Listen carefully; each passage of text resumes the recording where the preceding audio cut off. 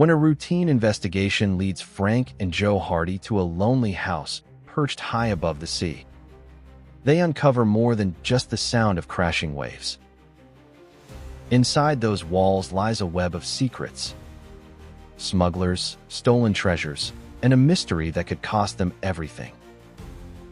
From quiet Bayport streets to storm-swept cliffs, the Hardy boys are about to face one of their most perilous adventures yet. This is The Hardy Boys, The House on the Cliff, a classic mystery brought to life by whispered pages. The Hardy Boys, The House on the Cliff. Chapter 1. The Haunted House. 3 powerful motorcycles sped along the shore road that leads from the city of Bayport, skirting Barmet Bay, on the Atlantic coast. It was a bright Saturday morning in June, and although the city sweltered in the heat, cool breezes blew in from the bay. 2 of the motorcycles carried an extra passenger. All the cyclists were boys of about 15 and 16 years of age, and all 5 were students at the Bayport High School.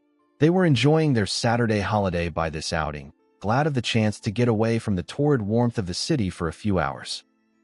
When the foremost motorcycle reached a place where the shore road formed a junction with another highway leading to the north, the rider brought his machine to a stop and waited for the others to draw alongside. He was a tall, dark youth of 16, with a clever, good-natured face. His name was Frank Hardy. "Where do we go from here?" he called out to the others. The 2 remaining motorcycles came to a stop, and the drivers mopped their brows while the 2 other boys dismounted, glad of the chance to stretch their legs. One of the cyclists, a boy of 15, fair, with light, curly hair, was Joe Hardy, a brother of Frank's, and the other lad was Chet Morton, a chum of the Hardy boys. The other youths were Jerry Gilroy and Biff Hooper, typical, healthy American lads of high school age. "You're the leader," said Joe to his brother. "We'll follow you." "I'd rather have it settled. We've started out without any particular place to go. There's not much fun just riding around the countryside." "I don't much care where we go, as long as we keep on going," said Jerry. "We get a breeze as long as we're traveling, but the minute we stop I begin to sweat." Chet Morton gazed along the shore road. "I'll tell you what we can do," he said suddenly. "Let's go and visit the haunted house." "Palukka's place?" "Sure. We've never been out there." "I've passed it," Frank said, "but I didn't go very close to the place, I'll tell you." Jerry Gilroy, who was a newcomer to Bayport, looked puzzled. "Where is Palukka's place?" "You can see it from here. Look," said Chet, taking him by the arm and bringing him over to the side of the road. "See where the shore road dips, away out near the end of Barmet Bay. Do you see that cliff?" "Yes. There's a stone house at the top." "Well, that's Palukka's place." "Who is Palukka?" "Who underscore was underscore Palukka, you mean?" interjected Frank. "He used to live there, but he was murdered." "And that's why the place is supposed to be haunted?" "Reason enough, isn't it?" said Biff Hooper. "I don't believe in ghosts, but I'll tell the world there are some funny stories going around about that house ever since Palukka was killed." "He must have been a strange fellow, anyway," commented Jerry, "to build a house in such a place as that." Indeed, the Palukka place had been built on an unusual site. High above the waters of the bay it stood, built close to the edge of a rocky and inhospitable cliff. It was some distance back from the road, and there was no other house within miles. The boys had traveled a little more than 3 miles since leaving Bayport, and the Palukka place was at least 5 miles away. It could hardly have been seen, had it not been for its prominent position on top of the cliff, silhouetted clearly against the sky. "He underscore was underscore a strange fellow," Frank observed. "No one knew very much about him. He didn't welcome visitors. In fact, he always kept a couple of vicious dogs around the place, so nobody cared to hang around there if they weren't invited." "He was a miser," came from Joe Hardy. "He may have been. At least that was the theory. Everybody said Palukka had a lot of money, but after his death there wasn't a nickel found in the house." "Felix Palukka always said he wouldn't trust the banks," put in Biff Hooper. "But if he had any money, I don't know where he made it, for he didn't work at anything and he mighty seldom came into the city." "Perhaps he inherited it," Jerry suggested. Maybe. He must have had money at some time to build that house. It's a great, rambling stone place that must have cost thousands. Is anybody living there now? The others shook their heads. No one has lived there since the murder, and I don't think anyone ever will, said Frank Hardy. The house is too far out of the way, for one thing. And then, the stories that have been going around. Well, I won't say I believe any place is haunted, but the Palooka place is certainly strange. There have been queer lights seen there at night, on stormy nights, particularly. And once a motorist had a breakdown near there, so he went up to the house for help. He didn't know anything about the history of the place. He got the scare of his life. What happened? He decided when he went into the front yard that the place was deserted, and he was just going to turn away when he saw an old man standing at one of the upper windows, looking at him. He called out, and the old man went away, and although the motorist hunted all through the house, he didn't find any trace of the old chap. So he left that place as quickly as he could. I don't blame him, remarked Jerry, but the house sounds interesting. I'm game to visit it. So am I, declared the others. Lead on, laughed Chet. It'll be a brave ghost that will tackle the whole 5 of us. Jerry clambered on behind Chet, and Biff mounted Joe's motorcycle. The machines roared, and the little cavalcade started on its way down the shore road toward the house on the cliff. Instead of being an aimless trip, the outing had now assumed all the aspects of an adventure. With the exception of Jerry, the boys had all passed by the Palooka place at one time or another, but none had ever ventured off the main road to explore the deserted place. The lane leading into the Palooka grounds, never kept in good repair even during the owner's lifetime, was now almost indiscernible and was overgrown with weeds and bushes. The house itself was hidden from the roadway by trees. Most people gave the place a wide berth, whether they believed in ghosts or not, for the stories that had been told of the rambling stone building since the murder of Felix Palooka 2 years before were sufficient to indicate that there had been strange happenings in the old house. Whether or not they were of supernatural origin was a matter of debate. The murder of Felix Palooka had been particularly brutal. He was an old Italian, suspected, as Frank said, of being a miser. He was very eccentric in his ways, and most people considered that he was not quite sound mentally. Be that as it may, Bayport was shocked one morning to learn that the old man had been found dead in the kitchen of his house, his body riddled with bullets. The motive, apparently, was robbery, for although it was popularly believed that the old man possessed a great deal of money that he kept with him in the house, it was never found, in spite of the most diligent search. This was the gloomy history of the place the Hardy boys and their chums were now about to visit and explore. To add to the atmosphere of excitement that had possessed them from the moment the old house was mentioned, as they drew closer to the cliff, the sun retired behind a cloud and the sky gradually became darker. Frank glanced up. Although the sky had been bright and clear when the party left Bayport, clouds had gathered in the east, and it was plain that a storm was gathering. Looks as if we'll have to go into the Palooka place whether we want to or not, he called out to the others. It's going to rain. In a little while they came to the lane that led to the haunted house. In spite of the fact that it was overgrown with weeds and bushes, the boys were able to drive down the faintly defined roadway until at last a rusty iron gate barred their progress. Frank, who was in the lead, got off his machine and kicked the gate open, the rusty chains clanking dismally as they fell from the staples. Then the party went on into the grounds. Under the lowering sky that heralded the approaching storm, the grounds of the Palooka place were far from inviting. Dank, tall grass grew beneath the unkempt trees, and thistles and weeds sprouted up in the very center of the roadway. A rising wind stirred among the branches of the trees, and the waving grasses rustled mournfully. Creepy sort of a place, muttered Jerry. Wait till you see the house, Chet advised. Not one of them could restrain a slight shiver of apprehension when at last they came in view of the old stone building. It was framed in a mass of trees, bushes, and weeds that threatened to engulf it from all sides. Weeds obscured the front door. Bushes grew up level with the sills of the vacant downstairs windows. Trees on either side and beyond the house extended trailing branches down over the roof. A shutter hung by one hinge from an upstairs window, and banged with every passing gust of wind. A death-like silence hung over the old building. Under the black clouds that now filled the entire sky, it was imbued with an atmosphere of gloom and terror. "Come on," said Frank. "Now that we're here, we may as well go through the place." "Haven't seen any ghosts yet," laughed Chet, with an effort at being lighthearted. But in spite of himself, his tone seemed forced. They left the motorcycles beneath a tree and advanced toward the old stone building. The front door was almost off its hinges, and it swung creakingly open at Frank's touch. Frank stepped boldly into the hallway. The interior of the house was veiled in gloom, for the rear windows were boarded up, but the lads could see that everything was deep in dust. A staircase was before them, leading to the upper stories of the building. To the left was a closed door. "This must be the parlor," said Frank, as he flung the door open. The room was empty. A stone fireplace was at one side, and as the boys came into the room, a rat scuttled out of the fireplace and raced across the floor, disappearing through a hole in the wall. The sound made everyone jump, for the boys' nerves were at attention on account of the forbidding atmosphere.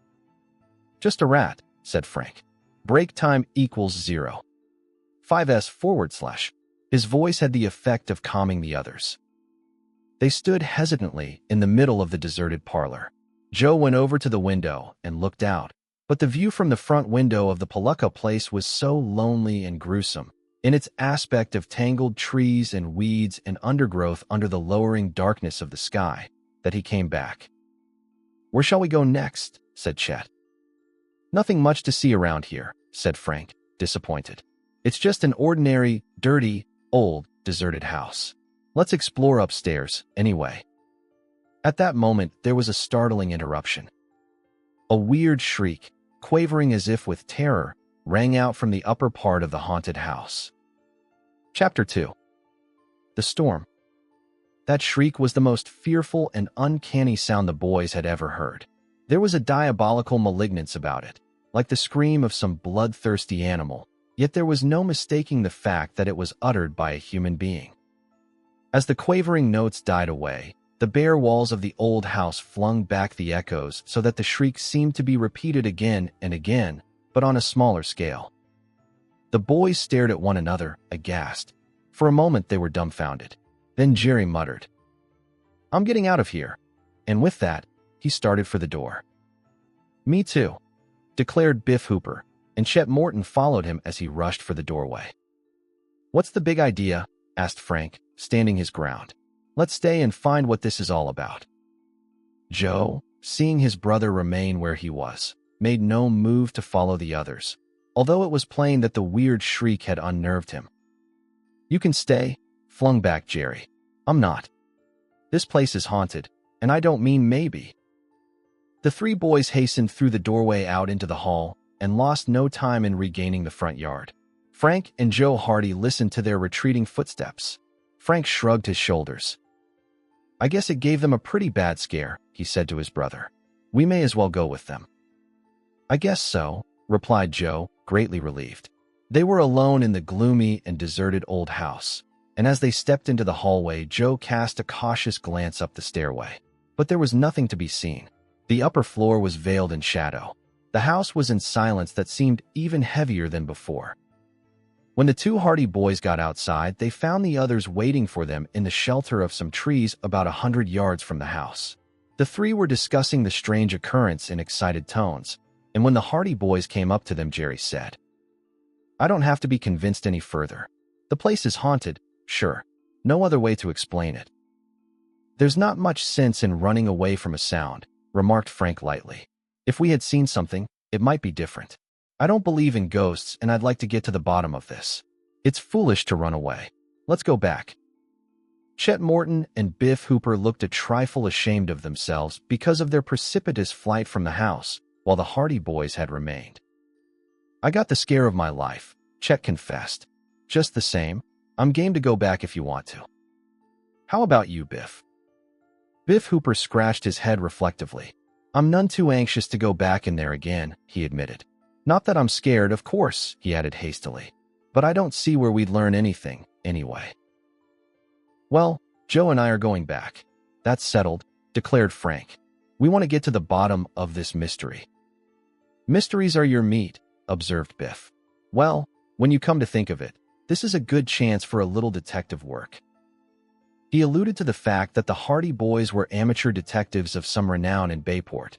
They came by their gift naturally, for their father, Fenton Hardy, had been for years on the detective staff of the New York police. Of late years, he had been living in Bayport conducting a private detective service of his own with great success. He was known from one end of the country to the other as an exceptionally brilliant investigator. Frank and Joe Hardy, his sons, were ambitious to follow in their father's footsteps, although their mother wished them to prepare themselves for medicine and the law respectively.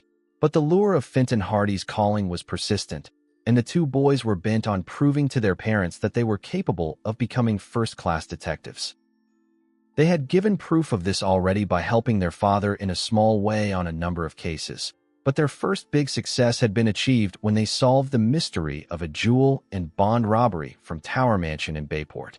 The story of this has been related in the first and preceding volume of this series, The Hardy Boys, The Tower Treasure, wherein was recounted how the Hardy boys solved the mystery of the robbery when the Bayport police and even Fenton Hardy himself were baffled. "I'd rather tackle a good mystery than eat," laughed Frank. "And here is one right to hand. Let's go back." Biff Hooper did not care to seem guilty of cowardice by staying behind while his companions returned to the house, and he was on the point of a reluctant consent when the matter was suddenly solved for them all by a downpour of rain. Storm clouds had been gathering in the sky for the past hour, and there had been dull rumblings of thunder. Now an uneasy wind stirred the branches of the trees and rustled dismally among the undergrowth. There was a spatter of raindrops, and then the storm broke in abrupt violence. Rain poured down in sheets. "The motorcycles!" cried Frank. Turning up their coat collars, the boys ran through the thick grass until they reached the place where their machines had been parked. "I saw an old shed near the house," called out Joe. "We can put the bikes under cover." There was an abandoned wagon shed near the rear of the house, and toward this refuge the lads trundled the heavy motorcycles. Although the shed was almost falling to pieces, the roof was still in fairly good condition and the machines were safe from the downpour. "Come on," said Frank, when the motorcycles had been placed under cover. "Let's go back into the house." He led the way, running across the open space from the shed, through the driving rain, and Joe followed. The others, after a moment of hesitation, came after them. The back door of the house was open and the lads ran up the steps into the shelter of the building. They were in a room that had evidently been used as a kitchen, and although rain came in slanting streaks through the open windows, the glass of which had long since been shattered, they were at least sheltered from the downpour that had assumed redoubled violence. The rain drummed on the roof of the old house and poured from black skies on the nearby wagon shed. Thunder rolled and rumbled threateningly, and every once in a while a sheet of lightning tore a band of lurid light across the gloom. Chet took off his cap, which was drenched, and tried to dry it out. The others stood by the window, looking out at the terrific downpour. Then came the second shriek. It rang out suddenly, at a time when none of the lads was talking, and it was a replica of the first, a quavering, long-drawn-out yell that seemed to freeze the blood in their veins. No sooner had it died away than there came a terrific clap of thunder, and then the rain seemed to beat down on the roof of the old house in a frenzy. In the gloomy, dusty kitchen, the boys stared at one another. Frank broke the silence. "I'm going to find out about this," he declared firmly, striding over to the door that led to the interior of the house. "Me too," said Joe. Taking heart by the Hardy boys' example, the others crowded at their heels. Frank flung open the door and strode into the room beyond. It was a very gloomy chamber, for the one window was boarded up, but when their eyes became accustomed to the meager light, the boys saw that a door on the far side of the room led into a hallway. It was evidently not the hallway that they had already been in at the front of the house, but presumably one that led to a side door. "Nothing here," said Frank. "I'd like to find those stairs." That yell came from the upper part of the house. The boys made their way across the room. Outside they could hear the sweep of the rain and the steady rumblings of the thunder, for the storm was now at its height. Through the chinks of the boards over the window, they could occasionally see the lurid glare of lightning. Suddenly, there was a blast of wind that seemed to shake the entire house. A sharp, violent noise immediately behind them made every boy jump with surprise. They wheeled about. The door behind them had been blown shut. Biff Hooper, who was nearest, grasped the knob and tried to open it. He wrenched and tugged at the door, but it remained obstinate. "We're locked in," he muttered. "We can get out." "All right," said Frank. "There must be a door in this side hall." He walked across the room and entered the hallway. At the same instant, a maniacal howl rang through the old house. The hollow echoes magnified its volume. A flash of lightning illuminated the startled faces of the 5 boys. With one accord, they rushed into the hallway. It was a narrow place, heavy with dust, and their feet thudded heavily on the moldy flooring. Crash! At the far end of the hall, they had a glimpse of falling plaster that fell in a great heap to the floor. A dense cloud of dust arose and filled the narrow chamber. "Run for your lives!" yelled Frank. But no sooner were the words out of his mouth than there came a ripping, crackling sound from overhead. Immediately above them, a large part of the ceiling, disturbed no doubt by the vibrations of their feet as they ran into the hall, had given way. A wide crack that showed in the plaster quickly became wider, and then, with a terrific roar, half the hall ceiling came tumbling down upon the lads. They were buried in dust and laths and plaster that came upon them in such an avalanche that they were thrown to the floor. The splintering of wood and ominous crackling that followed indicated that more of the ceiling was about to go, and then came a roar even louder than the first, as another avalanche of debris rolled down upon them. Was the Palooka house falling in? Chapter 3. Empty toolboxes. When he was knocked off his feet by the impact of falling debris, Frank Hardy crouched down, protecting his head as well as possible, until the downfall was over. Although a great deal of rubbish descended, it was not heavy material, and when at last the rain of plaster and splintered laths had ceased, Frank knew that he was uninjured, although he was almost buried in the heap and half smothered by the thick dust that rose all about him. He managed to get to his feet, fighting his way clear of the rubbish, and the first sight that met his eyes was an arm, sticking out of the debris nearby. He seized the outstretched hand and dragged the owner to safety, discovering that it was his brother Joe. By this time, the others were beginning to extricate themselves, and within a few minutes all 5 boys, covered with dust from head to foot, had scrambled out to the clear floor in the middle of the hall. No one was injured, although Joe and Jerry complained of bruises about the head and shoulders. "Let's get out of here," exclaimed Chet, as soon as he could get his breath. "I'm not going to fool around this house any longer." He looked about him for some means of escape. "I don't think it's very healthy myself," Frank agreed. He saw a door at the side of the hall and, going over, tried to open it. But the door was locked fast, and although he kicked at it and shoved against the panels with all his strength, he was unable to budge it. "There's a window," declared Joe. "Let's break our way out." The window was boarded over, but the glass was already shattered, so Chet and Jerry, picking up rocks that had tumbled down in the debris from the walls and ceiling, pounded at the boards. "We'd better keep moving," advised Biff Hooper. "Perhaps the rest of the place will start caving in on us." There was a splintering sound as one of the boards fell loose, revealing the rain-soaked trees and bushes outside. Another onslaught with the rocks, and another board fell away, leaving a space sufficient to admit of the passage of a human body. "Gee, that looks good to me. Let's get out of here quick." "That suits me. Don't lose any time. This whole building may be coming down." As the last words were uttered, the boys heard another crash behind them. It was so close that it made all of them jump. "Hurry up, everybody," yelled Biff Hooper. "Can't get out any too fast for me," returned Jerry. "You said it," muttered Chet. One by one, the boys scrambled up on the windowsill and squeezed their way out between the boards until at last all were standing outside the old house. The storm was still raging. Rain poured down in a drenching torrent. "Now let's get as far away from this place as we can travel," said Jerry. "Somebody is going to get killed if we stick around here much longer." He was pale with fright, and it was plain that the strange experiences of the past hour had completely unnerved him. "That's the way I feel about it," agreed Biff Hooper. "I'm not a bit comfortable around here. Let's beat it." "I'd like to find out what is wrong with the place," persisted Frank doggedly. "You couldn't drag me back in there with a team of horses," objected Chet. "Let's clear out. I've had enough of it." "Come on," urged Jerry. "There's no use going back. The whole place will cave in on us if we aren't careful. And anyway, there's something fishy about the house." Frank saw that the others were determined on leaving, in spite of the pouring rain, so, reluctantly, he gave in, and the 5 boys hastened around the side of the house over to the shed where they had left the motorcycles. "We can at least stay in the shed until the rain goes over," he said. "Not on your life," declared Chet Morton.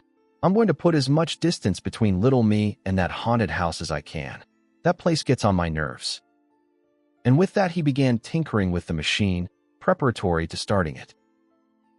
Frank and Joe decided that no good would be served by arguing the matter, so they prepared to leave with the others, although they privately resolved to return to the Palooka place at the earliest opportunity to investigate the mystery of the house on the cliff more thoroughly. Jerry and Biff Hooper took their places, and in a few minutes the 3 motorcycles drove slowly out of the shed and across the yard toward the lane. It was then that they heard the laugh. From the haunted house came a harsh, mocking laugh that rang out in peals of derisive merriment. It continued for several seconds, and could be heard quite plainly even above the noise of the engines and the drumming of the rain on the roof. Then it stopped abruptly. The boys looked at one another. "Did you hear someone laugh?" asked Frank, unable to believe his ears. "You bet I did," exclaimed Chet. "And that does settle it. I'm leaving here right away." "That was the most nerve-wracking laugh I ever heard in my life," declared Jerry. "Let's get out of here, quick." "Somebody's playing a joke on us," Frank said angrily. "I'm going back." "Joke? Nothing. That place is haunted. Come on." And with a roar, Chet's motorcycle leaped forward as he headed down the lane toward the main road. Joe, after looking behind and motioning to his brother to stay with the party, followed him. Soon the 3 motorcycles were speeding down the lane. And from the haunted house came peal after peal of that same demoniacal laughter, as though mocking their flight. Then, as they rode on through the streaming rain and the haunted house was lost to sight among the wet and sodden trees, the laughter died away. When they reached the main road, the boys turned their motorcycles in the direction of Bayport, and for more than 5 minutes the machines rocked and swerved as they sped along through the muddy ruts. The boys were soaked to the skin, and water dripped from the peaks of their caps into their eyes. The rain poured down with redoubled violence, and the others could scarcely see Chet's machine through the misty downpour. Chet was making such good time back to Bayport that they found it difficult to keep up with him. Frank Hardy was still dissatisfied. He had really wanted to remain behind and probe the mystery of the house on the cliff further. He held no stock in the ghost theory. The shrieks and the mocking laugh, he was sure, were of human origin. But what could have been the motive? It may have been that some boys had been in the house when they arrived and had simply seized the opportunity to play a joke on them. In that case, he muttered to himself, the story will be all over the Bayport High School by Monday, and we'll be kidded within an inch of our lives for running away. We should have stayed behind. Something told him, however, that this was no ordinary schoolboy prank. The incident of the fallen ceiling had unnerved him slightly. It was only by good luck that none of them had been seriously hurt. Of course, it may have been entirely accidental, but it seemed to have happened at a strangely opportune time. Then the recollection of the shrieks and the mocking laugh came back to him again, and he shivered as he recalled the maniacal intensity of the tones. If it was any fellow like ourselves, he was a mighty good actor, Frank said to himself. I've heard of a person's blood running cold, but I never knew what it meant until I heard those yells. Suddenly his motorcycle began, as he termed it, acting up. It coughed, lurched, backfired explosively, and then the engine died. What a fine time for a breakdown, Frank said, as he dismounted. Joe drew up alongside. What's the matter? He called. Engine broke down.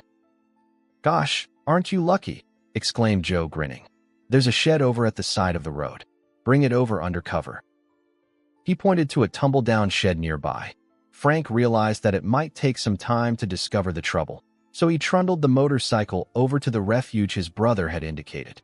In the meantime, Chet Morton had looked back to find that the others were not following him and had decided to return.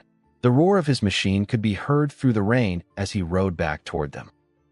In the shelter of the shed, Frank first of all took off his coat and cap, which were dripping wet, and hung them up on a projecting board. Then, as Joe and Jerry stood by, glad of the chance to get in out of the rain, he rolled up his sleeves and prepared to find the source of the trouble. They could hear Chet calling for them as he drove along the road in the rain. "Thinks we're lost," laughed Joe. He went over to the front of the shed and hailed their companion. "Come on up here," he shouted. "Had a breakdown." Grumbling audibly, Chet dismounted and came over toward the shed. In the meantime, Frank had opened the toolbox of his motorcycle. The others were startled by a sudden exclamation. Frank was staring at the toolbox with a bewildered expression on his face. "My tools," he exclaimed. "They're gone." The other boys crowded around. The toolbox was empty. "Did you have them when you left Bayport?" asked Joe. "Of course I did. I never go anywhere without them. Who on earth could have taken them?" "You can have mine," offered Joe, going over to his own motorcycle. He snapped open the toolbox on his machine and then gave a shout of astonishment. "Mine are gone too." Chapter 4. The Chase in the Bay. The boys stared at one another in bewilderment.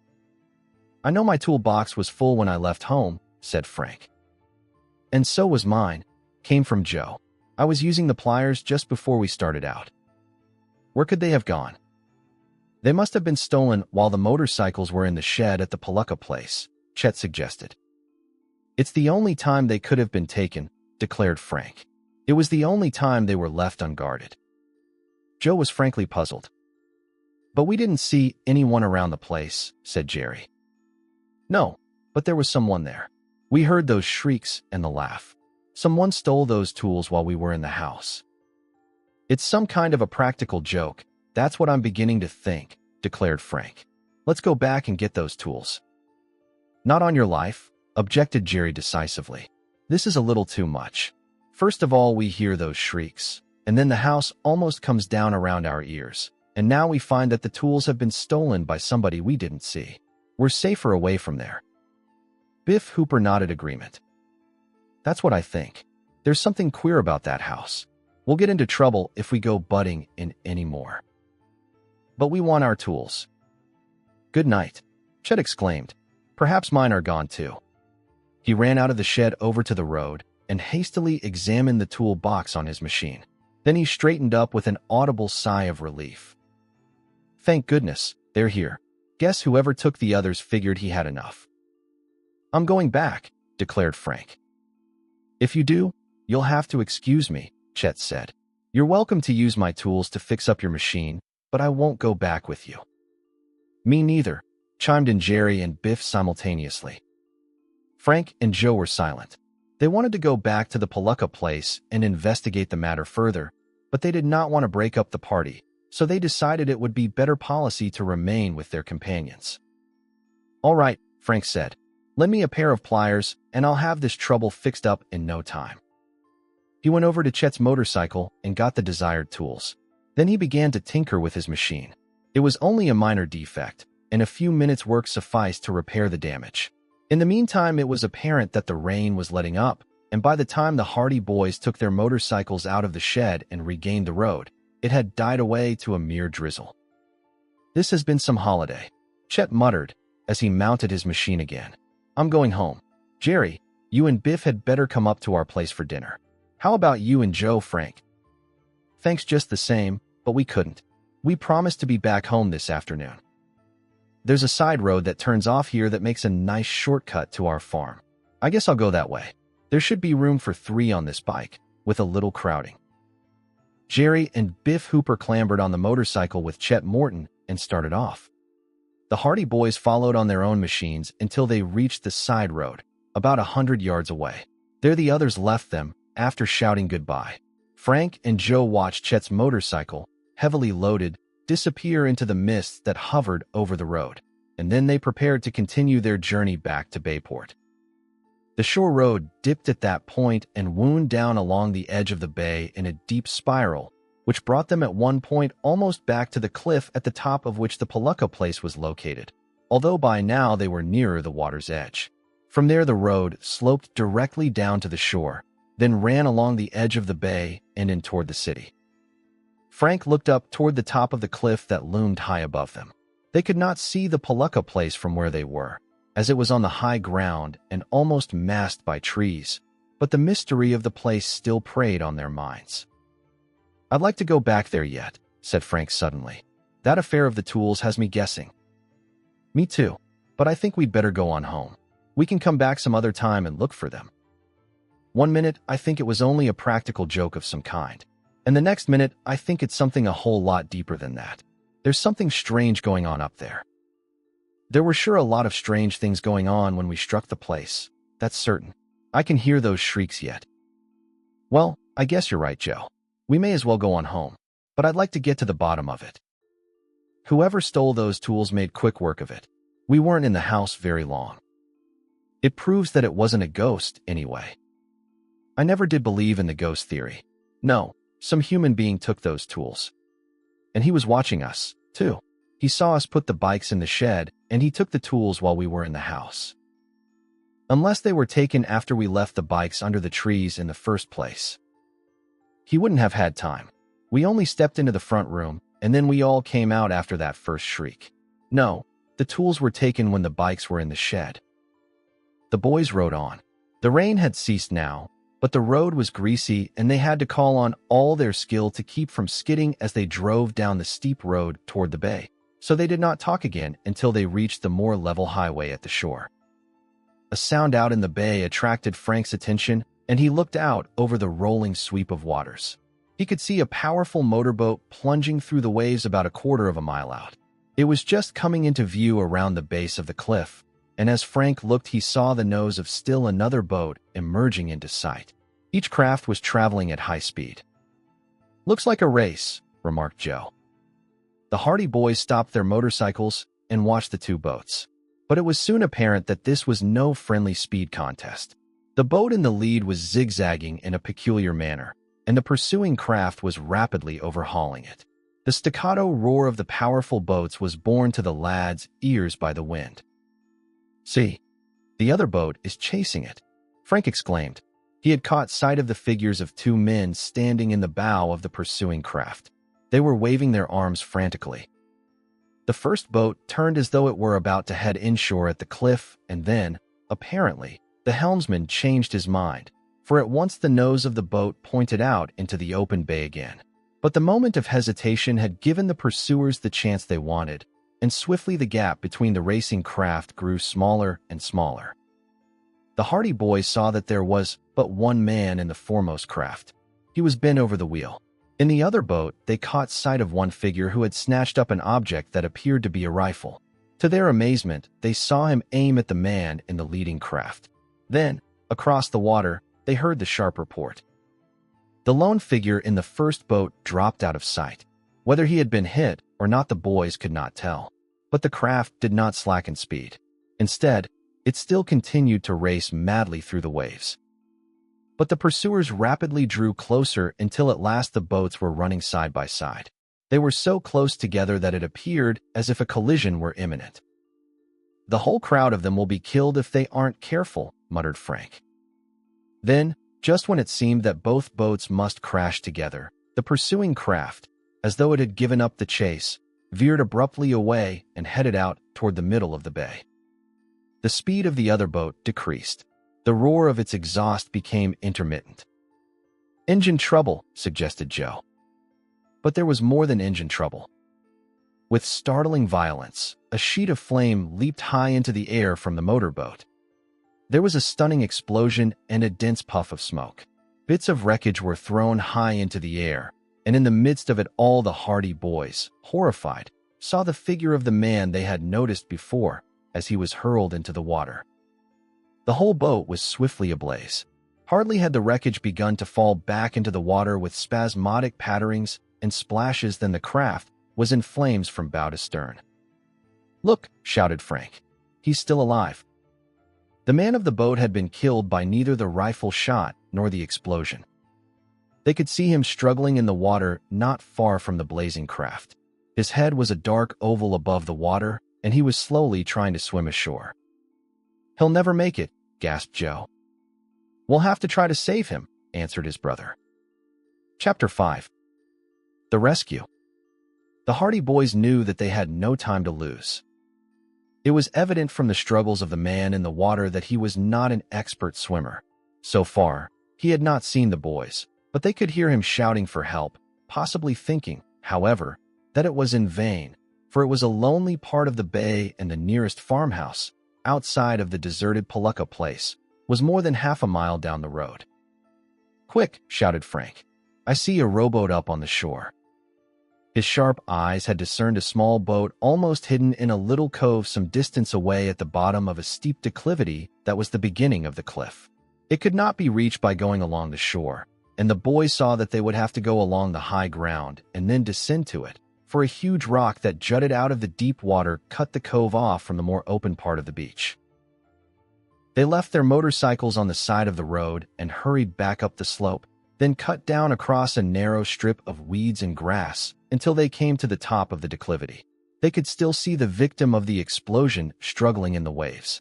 The man had seized a piece of wreckage and was able to remain afloat, but the boys knew it was only a matter of time before his strength would give out. "Looks to be almost all in," remarked Frank. "I wonder if he's anybody we know," came from his brother. "It isn't likely." Frank reached out suddenly and caught hold of Joe's arm. "Look out there, or you may break a leg." "It certainly is mighty slippery," answered Joe, as he managed to regain his footing. He had come close to going heels over head on the rocks. Slipping and scrambling, they made their way down the slope toward the little cove. Rocks went rolling and tumbling ahead of them. The distance was only a few yards, but the slope was steep and a false step might result in broken bones. But they reached the bottom in safety, and there they came upon the rowboat. It was battered and old, but evidently still seaworthy. "Into the water with her," said Frank. They seized the boat, and the keel grated on the shingle as the little craft was launched. Swiftly, they fixed the oars in the locks, and then they scrambled into their places. They began to row with strong, steady strokes out toward the man in the bay. He had seen them, and was now shouting to them to hurry. "He'd be better off if he kept quiet," Joe said. "He's only wasting his strength." Evidently, this thought occurred to the victim of the wreck, or else he was becoming weaker, for his cries died away and the boys did not hear him again. Frank thought he may have gone beneath the waves, and he cast a quick look around. But the fellow was still in view, clinging desperately to his bit of wreckage. The motorboat in the background was still blazing fiercely. Flames were shooting high in the air, and the craft was plainly doomed. A great pillar of smoke was rolling into the sky from the burning boat. As for the other motorboat, Frank could hear the roar of its exhaust as it continued its flight out into the bay. For a while he could see its dim shape, when he turned around once in a while, but then the fleeing boat disappeared into the mist and the gloom. The boys exerted all their strength, and the little rowboat fairly leaped over the waves. Both were good oarsmen, and it was not long before they had drawn close to the man in the water. But it looked as though they would be too late. When they were only a few yards away, Frank looked around to shout encouragement to the victim of the wreck. Even as he looked, he saw the man wearily give up his grasp on the piece of wreckage to which he had been clinging. Frank had a glimpse of the white face and the despairing eyes, and then the man sank slowly beneath the waves. "He's drowning, Joe," shouted Frank, as he bent to his oar again. With a mighty effort, they brought the boat close by the place where the man had gone down. Frank leaped to the side of the boat and peered down into the depths. He began taking off his coat, preparatory to diving to the rescue. Then the fellow came to the surface again, gasping for breath, but so weak that he could scarcely make a struggle. He emerged from the water, right beside the boat, and Frank leaned over, grasping him by the hair. This sufficed to prevent the man from sinking for the second time, and Frank managed to get a grip on the collar of his coat. Then, With Joe helping and in imminent danger of upsetting the boat, he managed to drag the stranger to the side of the craft. The fellow was a dead weight, for he had lapsed into unconsciousness when Frank seized him, but somehow they contrived to get him into the boat, and there he lay, sprawled helplessly, more dead than alive. "We'd better get him to shelter someplace and revive him," said Joe. "We can't do much for him here." "How about that farmhouse down the bay?" "The very place. Where is it?" They finally located the farmhouse, a snug little building back off the main road some distance down the bay. It meant considerable rowing, but there was a life at stake.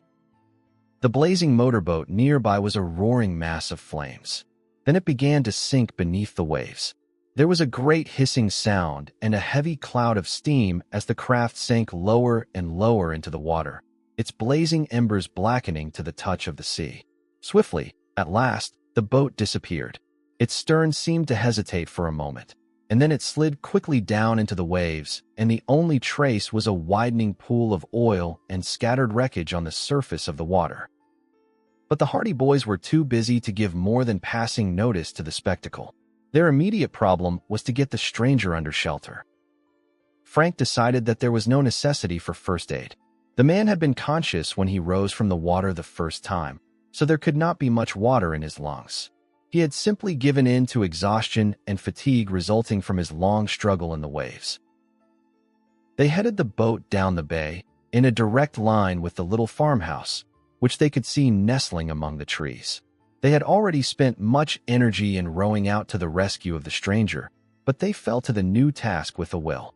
Rowing with machine-like precision, they felt the little boat respond to every effort, and it fairly leaped along. This time they had the wind and the waves with them, and they made good time. The man they had rescued lay face downward in the bottom of the boat. He was a slim, black-haired fellow. His clothes, which of course were soaked with water, were cheap and worn, the sleeves being frayed at the cuffs. They could not see his face, but they judged him to be young. He was still unconscious. Frank let Joe take his oar for a moment and crouched down beside the stranger. He turned the man over, and the limp form lolled about as helplessly as a bag of salt. As they had surmised, he was a young fellow, with sharp, clean-cut features. He wore a cheap shirt, open at the throat. Frank pressed his ear to the fellow's chest and listened for signs of life. Finally, he straightened up with a mutter of satisfaction. "His heart's beating all right," he told Joe. "He's alive at any rate. Just all in. He'll come to after a while." He returned to his oar, and the little boat skimmed over the waves on toward the farmhouse in the distance. The boys rowed until the muscles of their arms were aching, but at last they drew near the shore, and finally the pebbles grated underneath the keel. Frank leaped out and dragged the boat partway up on the beach. Then, between them, they carried the unconscious man up the rocky shore toward the farmhouse. They found a path that led through a field up to the back door of the house, and although their burden was heavy, they managed to carry the still figure, limp and motionless, across the field. A gaunt, kindly-faced woman came hurrying out of the house at their approach, and from the orchard nearby came a man in overalls. The farmer and his wife had seen them. "Laws, what's happened now?" asked the woman, wide-eyed, as they came up to her. "This man was mighty nearly drowned out in the bay," explained Frank. "We saw your house." "Bring him in," boomed the farmer. "Bring him indoors." The woman ran ahead of them and held the door open. With the farmer giving aid, the boys carried the unconscious man into the house and placed him on a couch in the comfortably furnished living room. The farmer's wife glanced dubiously at the stream of water that dripped from the victim's clothes, for she was a tidy soul and she had just scrubbed the floor that morning. But her better nature overcame her housewifely instincts, and she hastened out to the kitchen to prepare a hot drink. "Best rub his hands," suggested the farmer. He was a burly man with a black beard. "It'll bring the blood back to his cheeks. One of you take off his boots, and we'll wrap his feet up in warm flannels." For the next 5 minutes, the house was a scene of excitement as the farmer and his wife bustled about, and the Hardy Boys rubbed industriously at the hands and feet of the unconscious man, trying to restore him to consciousness. At last there was a sign of reviving life. The man on the couch stirred feebly. His eyelids fluttered. His lips moved, but no words came. Then the eyes opened and the man stared at them, as though in a daze. "Where am I?" he muttered faintly. "You're safe," Frank assured him. "You're with friends." "Pretty near cashed in, didn't I?" "Yes, you pretty nearly drowned. But you're all right now." "It was Snackley," said the stranger, as though talking to himself. "Snackley got me, the rat." Chapter 6. Snackley. At that moment the farmer's wife appeared, bringing a drink of hot ginger and water, which the man on the couch gulped down gratefully. "We'll put him in the spare room, Mabel," decided the farmer. "He needs a good warm bed more than anything else just now. I'll look after him, if these boys here will help me." I think I was shot," muttered the stranger. He motioned weakly toward his side. Frank leaned over. "Why, there's blood on his coat," he exclaimed. A hasty examination showed that the stranger was right. There was a bullet wound in his right side. It was evidently not serious, merely a flesh wound, but it had bled freely and the man was weakened.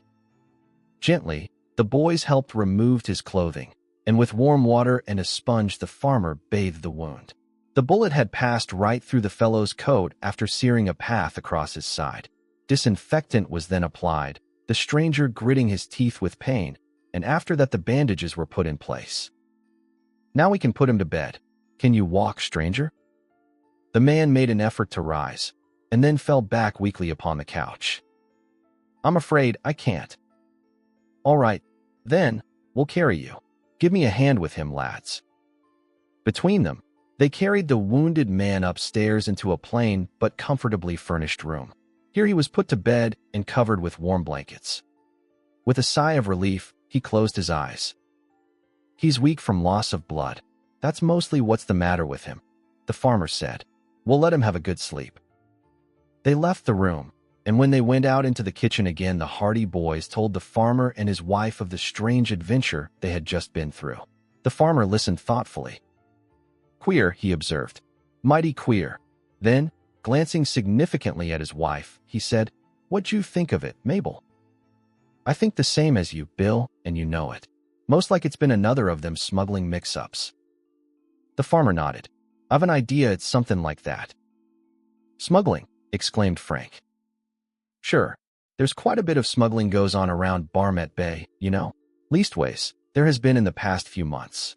That's been my suspicions, anyway. I've seen too many motorboats out in the bay of late, and I've heard too many of 'em prowling around at night. If it's not smuggling, it's some other kind of unlawful business." "Do you think this fellow may have been shot in some kind of a smuggler's quarrel?" The farmer shrugged. Maybe. I ain't saying nothing. It ain't safe to say anything when you don't know for certain, but I wouldn't be a mite surprised." Mr. and Mrs. Kane, as they introduced themselves, were just about to have dinner, and they invited the Hardy boys to stay. This the lads were glad to do, as they were very tired by their exertions of the morning and were already feeling the pangs of hunger. They sat down to the simple but ample meal, typical farm fare of roast beef and baked pork and beans, with creamy mashed potatoes, topped off with a rich lemon pie, frothy with meringue, and fragrant coffee. During the meal, they discussed the strange affair of the bay.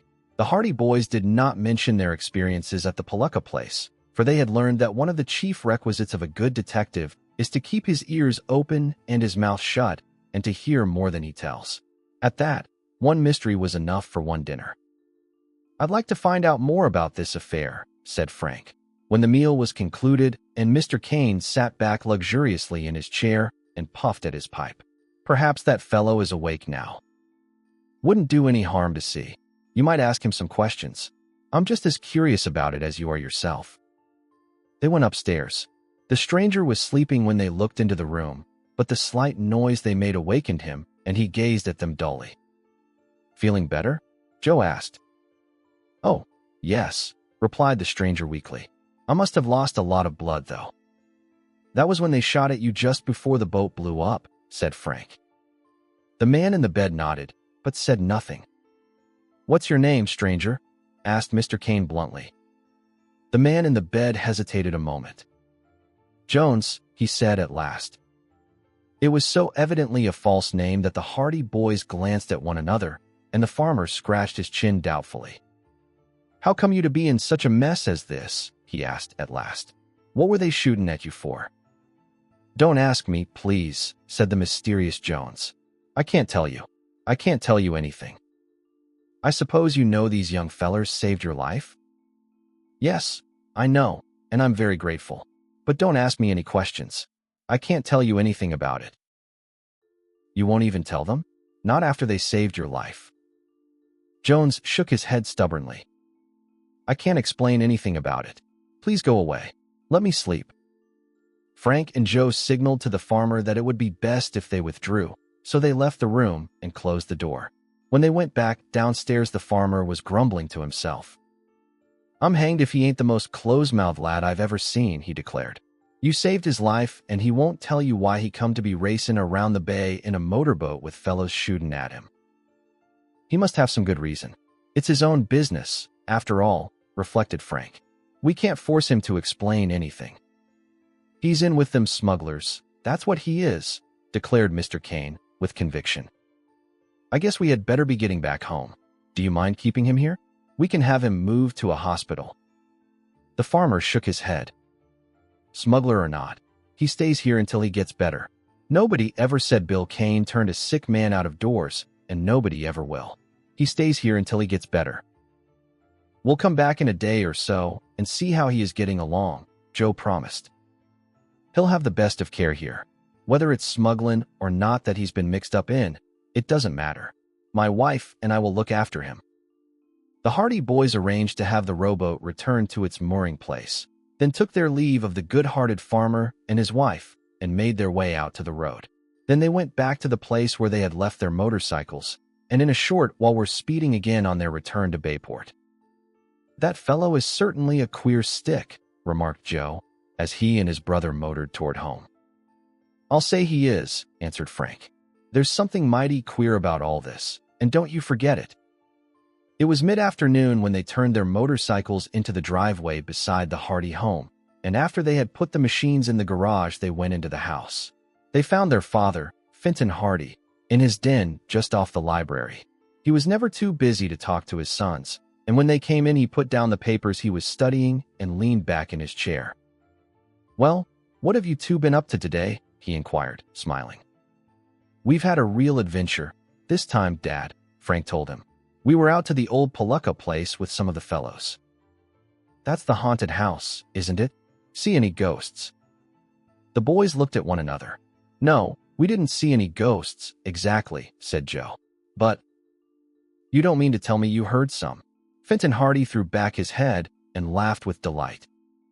"You may laugh, but some mighty queer things happened out there," insisted Joe. Whereupon the brothers told their father of the strange experiences at the deserted farmhouse. But Mr. Hardy refused to take them seriously. "Some of your school chums playing a joke on you," he said, dismissing the affair. "They'll be laughing their heads off about it right now." "But how do you account for the toolboxes being robbed?" "They just did that to make it a little more mysterious. Probably they will hand you back your tools at school on Monday, just to prove their story." This aspect of the situation had not occurred to the boys. They began to look a bit sheepish. If it had been the work of practical jokers, it was only natural that they would seek something definite whereby to prove the fact that they had been at the farmhouse. "Gosh, we'll never hear the end of it, if that's the case," sighed Joe. "Oh, well, we'll just have to take it in good part. But we didn't tell you about what happened on the way home. Tell him about it, Frank." "Another adventure?" "A real one. No practical joke about this." Frank thereupon told their father about the two motorboats in Barmet Bay, about the chase, and the resulting explosion. He modestly underestimated their own part in the rescue of the victim of the wreck, but Fenton Hardy nodded his head in satisfaction as the story went on. Good work, he muttered. "You saved the fellow's life, anyway, and it looks as though you've stumbled on a mysterious bit of business in that motorboat chase. What did the man say his name was?" "Jones," answered Frank doubtfully. Fenton Hardy raised his eyebrows. "Of course, there are lots of Joneses in the world. It might be his real name, but more than likely it isn't. Would he tell you anything about the reason for the chase? Did you question him? He wouldn't tell us anything at all. We made a few inquiries, but he said he couldn't explain. Still more mysterious, reflected the detective. Do you think he will talk when he gets better? I'm afraid not. He seemed quite determined not to tell us anything about himself or about the men who were chasing him. Don't you remember, Frank? Exclaimed Joe. When we brought him into the house, just as he became conscious again. What was it he said? Oh yes, I had forgotten. He said, Snackley got me the rat. Whatever that meant. Snackley, exclaimed Finn and Hardy, starting up. Are you sure he said Snackley? Are you sure that was the name? I'm certain. Aren't you, Joe? Yes, that was the name, all right.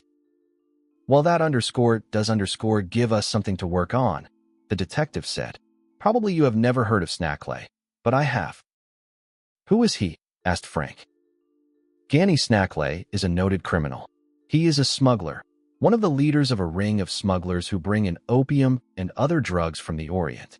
Is it possible that he is bringing drugs into the country at Barmet Bay? Chapter 7. Bound and gagged. The Hardy boys were astonished by this information. Their father, tapping a pencil quickly on the desk, leaned forward in his chair. You may have stumbled on some information of great value, he said to them quietly. I need hardly tell you that it is best to keep it to yourself. If Ganny Snackley is operating in this vicinity, it will be a great feather in our cap to catch him. It's an unusual name, remarked Frank. I'll bet that's the Snackley our man meant. All right. Break time equals 0. 5s/. And the farmer said there was smuggling going on in the bay, Joe pointed out. Of course, there always has been more or less smuggling carried on in Barmet Bay, but it's been on a small scale. Ganny Snackley and his gang are international smugglers. The last I heard of him, he was operating up on the New England coast. But probably things grew too hot for him, and he moved down here. He seems to have dropped completely out of sight for the past 6 months or so. Perhaps this man Jones, at the farmhouse, will talk later on. I'm going out there to interview him, said Finn and Hardy. I'll wait a few days until he is feeling better. Of course the matter is one for the United States authorities, and as I haven't been assigned to the case, I can't do very much. But perhaps I'll get some information I can use at some other time. Joe and I will go out tomorrow and see how he is getting along. Do so, but don't ask any questions. Don't let him think you are suspicious of him. Otherwise, he'll be liable to sneak away as soon as he can, and we'll lose him altogether. He is under an obligation to you now because you saved his life, so it will seem quite natural for you to come back to see him. If you think he is recovering quickly, let me know and I'll go out right away and talk to him. If you think he will be there for several days yet, we'll just let him stay until he feels better. Perhaps he is a detective himself, Frank suggested. That had occurred to me, admitted Mr. Hardy. If that's the case, I'll keep out of the affair. It's just probable that he is a Secret Service man who discovered Snackley's hangout and was shot for his pains. That would explain why he wouldn't tell you anything about himself. But there's always the possibility that he is one of Snackley's enemies. And in that case, I may be able to persuade him to talk. Fenton Hardy asked the boys more questions about their adventure, but beyond a few trivial details, they were unable to throw any further light on the mystery. However, it was decided that they should go back to the Kane farmhouse on the following day, which was Sunday, and report on the condition of the mysterious Mr. Jones. With that, they left their father, spending the rest of the afternoon in eager discussion and speculation concerning the strange events of the day. It had been an eventful holiday for them, and although they went over the incidents time and again, they were unable to arrive at any solution of the puzzling affair in Barmet Bay. As for the happenings at the house on the cliff, they were inclined to accept their father's theory that some practical joker had been to blame. Next morning, after church, they took the motorcycles out of the garage and prepared to ride out to the Kane farmhouse, there to make inquiry as to the condition of the man they had rescued on the previous day.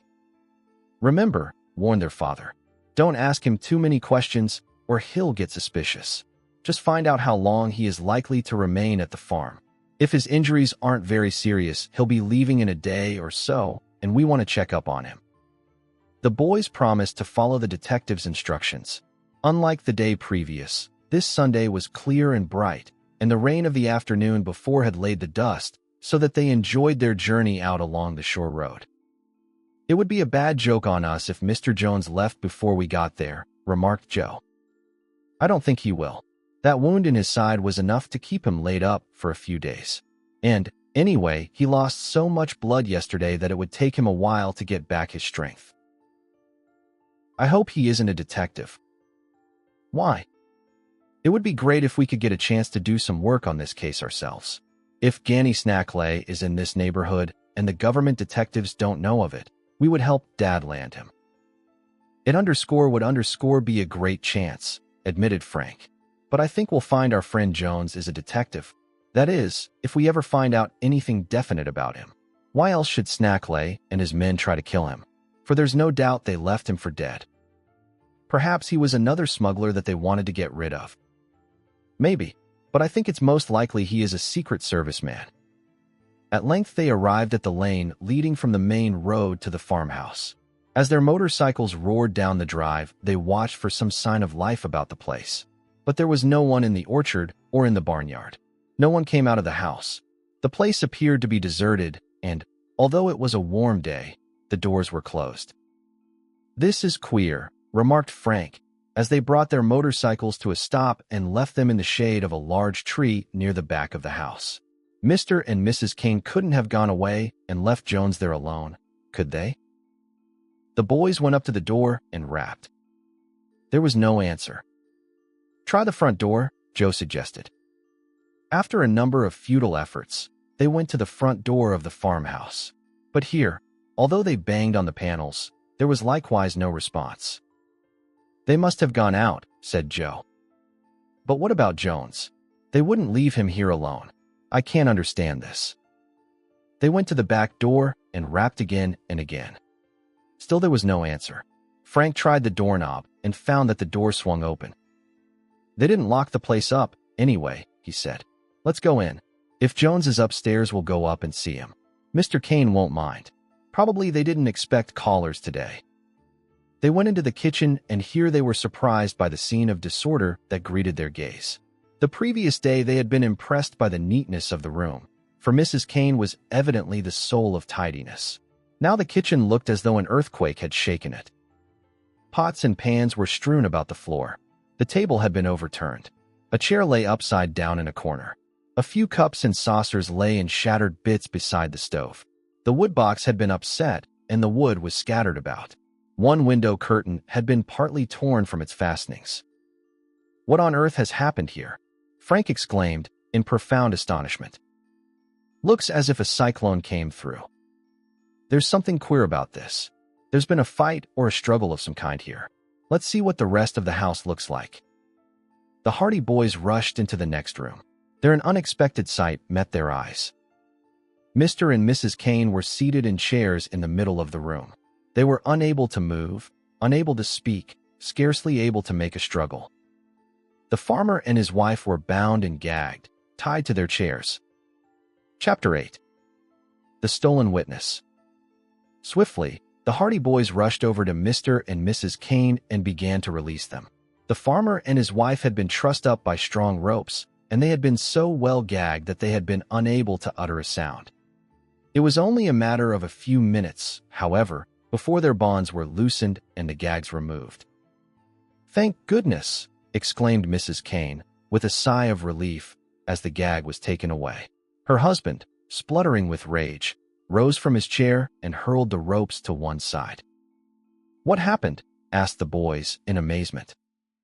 For a moment, Mr. and Mrs. Kane were unable to give a coherent account of their experience, owing to the strain they had undergone, but at last the farmer stumbled over to the window and pointed down the shore road.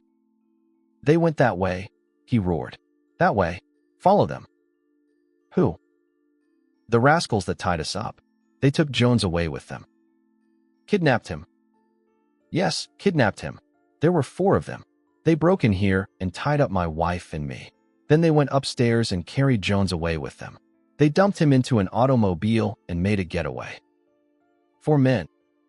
4 of the ugliest-looking scoundrels you ever laid eyes on." "How long ago?" asked Frank quickly. "They didn't leave 10 minutes ago. If you had been here just a few minutes earlier, you would have met the whole crowd of them. The farmer was angry and excited. But there's time yet. You can catch him.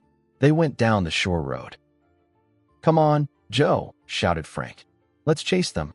They've kidnapped Jones. Joe needed no urging.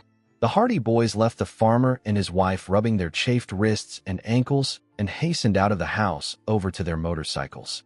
Within a few seconds, the staccato roar of the powerful machines broke out on the still air, and then they went rocking and swaying down the lane out onto the shore road. Some high-handed proceeding, I'll say, yelled Frank, to make himself heard above the roaring of the motorcycles. Those rascals ought to be in prison, returned his brother. The boys followed in the direction the farmer had indicated. Frank then recollected that just before they had turned in toward the cane farm, he had seen a cloud of dust down the main road, evidently caused by a speeding automobile, but he had thought nothing of it at the time, for traffic along the shore highway occasioned no comment, especially on Sunday. If we had only been a little earlier, he groaned. We'll catch up to them. They haven't much of a start. Maybe we can follow them to some town and have the whole gang arrested. The motorcycles roared along at top speed. Both the Hardy boys were skillful drivers, and for a while Frank was able to follow the course of the car they were pursuing by watching the fresh tread mark in the dust. But when the road came to the place where it intersected with the road leading up to the Morton farm, the tread mark became lost, as evidently another car had turned out of the side road in the meantime and obliterated the fresh tread here and there. They passed the lane that led into the Palooka place and continued on down the shore road until they came to a hilltop that commanded a view of a wide stretch of country. Here they could see the road winding and dipping for a distance of more than a mile, until it was lost to sight in a grove of trees. But there was no sign of the automobile they were seeking. They've given us the slip, I guess, said Frank, as he brought his motorcycle to a stop. They had a good start, and they weren't letting the grass grow under their feet, either. Think we should keep on. There's not much use. We'd better go back to the farmhouse and hear what Mr. and Mrs. Kane have to say about this. They turned their motorcycles about and headed back toward the farm. On the way, they discussed the mysterious kidnapping. Evidently, those men in the other motorboats saw us rescue Jones, or else they heard that he had been taken to the farmhouse, remarked Joe. They must be desperate characters. I wonder what will happen to poor Jones now, said Frank gravely. They tried to kill him in the first place. This time. Do you think they'll murder him? It looks like that. They didn't show him any mercy out in the bay. They left him for dead that time. Now they'll make sure of it. Joe shuddered. If they were going to kill him, they'd hardly go to all that bother of kidnapping him, he pointed out. Perhaps they just want to keep him out of the way. Perhaps they were afraid he would tell about their chasing him and setting fire to his motorboat. They were mighty anxious to get their hands on him when they would come to the house in broad daylight and tie up Mr. and Mrs. Kane. Gee, it's lucky we came along when we did. They might have been left there for hours without being able to get loose. When they got back to the farmhouse, they found that the farmer and his wife had somewhat recovered from their harrowing experience, although they were still unnerved. Mrs. Kane, ever the true housewife, was already beginning to tidy up the kitchen and living room, for the intruders had upset everything in the struggle. We lost them, said Frank. Kane nodded. I didn't think you'd catch them, he said. They left here in too much of a hurry, but I hoped you would. They had a big, high-powered car, and they didn't waste any time getting away. There were 4 of them, you said? 4 ugly villains. What did they look like? I didn't get much of a chance to see. It all happened too quick. One of them came to the door. He was a tall chap with a thin face, and asked if I was looking after a man who was almost drowned yesterday. I said that I was, so he told me he had come to take him away, that he was a brother of the fellow. I got kind of suspicious and asked him his name. But in the meantime, I had stepped outside the door, and before I knew it, someone jumped at me from behind. I put up a fight as best as I could, but the others came at me from around the corner of the house where they had been hiding, and before I knew it, I was tied up. Then they tied up my wife and left us in the living room while they went upstairs. Did Jones put up a fight when they took him away? He tried to. He hollered for help, but of course I couldn't do nothing, and he was too weak to fight much himself. They carried him downstairs and put him in the automobile. Then they drove away. There must be more to this affair than we imagine, reflected Frank. It's getting serious when they break into a private home like this. You bet it's getting serious, exclaimed the farmer. It'll be mighty serious for them if they try it again. He motioned to the table where a shotgun was lying. I've got that gun loaded and waiting for the next gang that tries anything like that. I only wish I'd had it ready this morning. I don't think you'll have any cause to use it, Frank said reassuringly. It was Jones they were after. They won't bother you again. They'd better not. I think the best thing we can do, Joe, is to go right back to Bayport and let Dad know about this. Good idea. We can't do anything by staying here. You boys said yesterday that your name was Hardy? Said the farmer. Ain't any relation to Fenton Hardy, are you? He's our father. The detective? The Hardy boys nodded assent. Good, exclaimed Kane. You go right back and tell him about this. If anyone can get to the bottom of this affair, it's him. I hate to see them rascals getting away scot-free. Frank and Joe bade goodbye to the farmer and his wife and returned to their motorcycles. They promised to call again at the Kane farm as soon as they had any further information, and Mr. Kane, in turn, gave his promise to notify them if there were any further trace of the kidnappers or of the mysterious Jones. When they returned to Bayport, the boys lost no time in reaching home. Fenton Hardy was enjoying one of his rare afternoons of leisure and reading, but he put his book aside when the boys rushed into the library. Did Mr. Jones talk? He asked quickly, seeing by their expressions that something unusual had happened.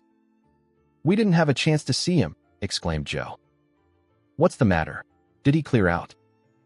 He was kidnapped. Kidnapped? 4 men broke into the farmhouse and took him away, said Frank hurriedly. Then he proceeded to tell the story of the strange events of the morning at the Kane farm, prompted occasionally by Joe. Mr. Hardy was deeply interested. There's only one theory I can think of, he said, at last.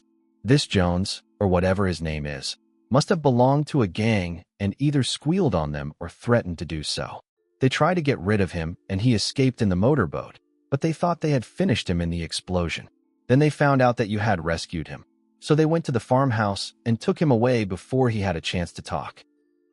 Do you think they are smugglers? Probably. While you were away this morning, I called up one of the government authorities in the city, and he told me that they believe smugglers are operating in Barmet Bay on a big scale. Did you tell him about Snackley?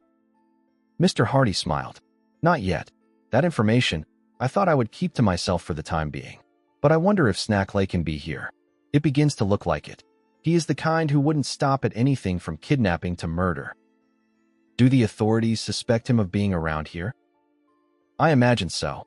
The man I was talking to mentioned the fact that the smugglers they are after are in the drug line, and Snackley is king of the dope smugglers on the Atlantic coast. Gee, I wish we could land him.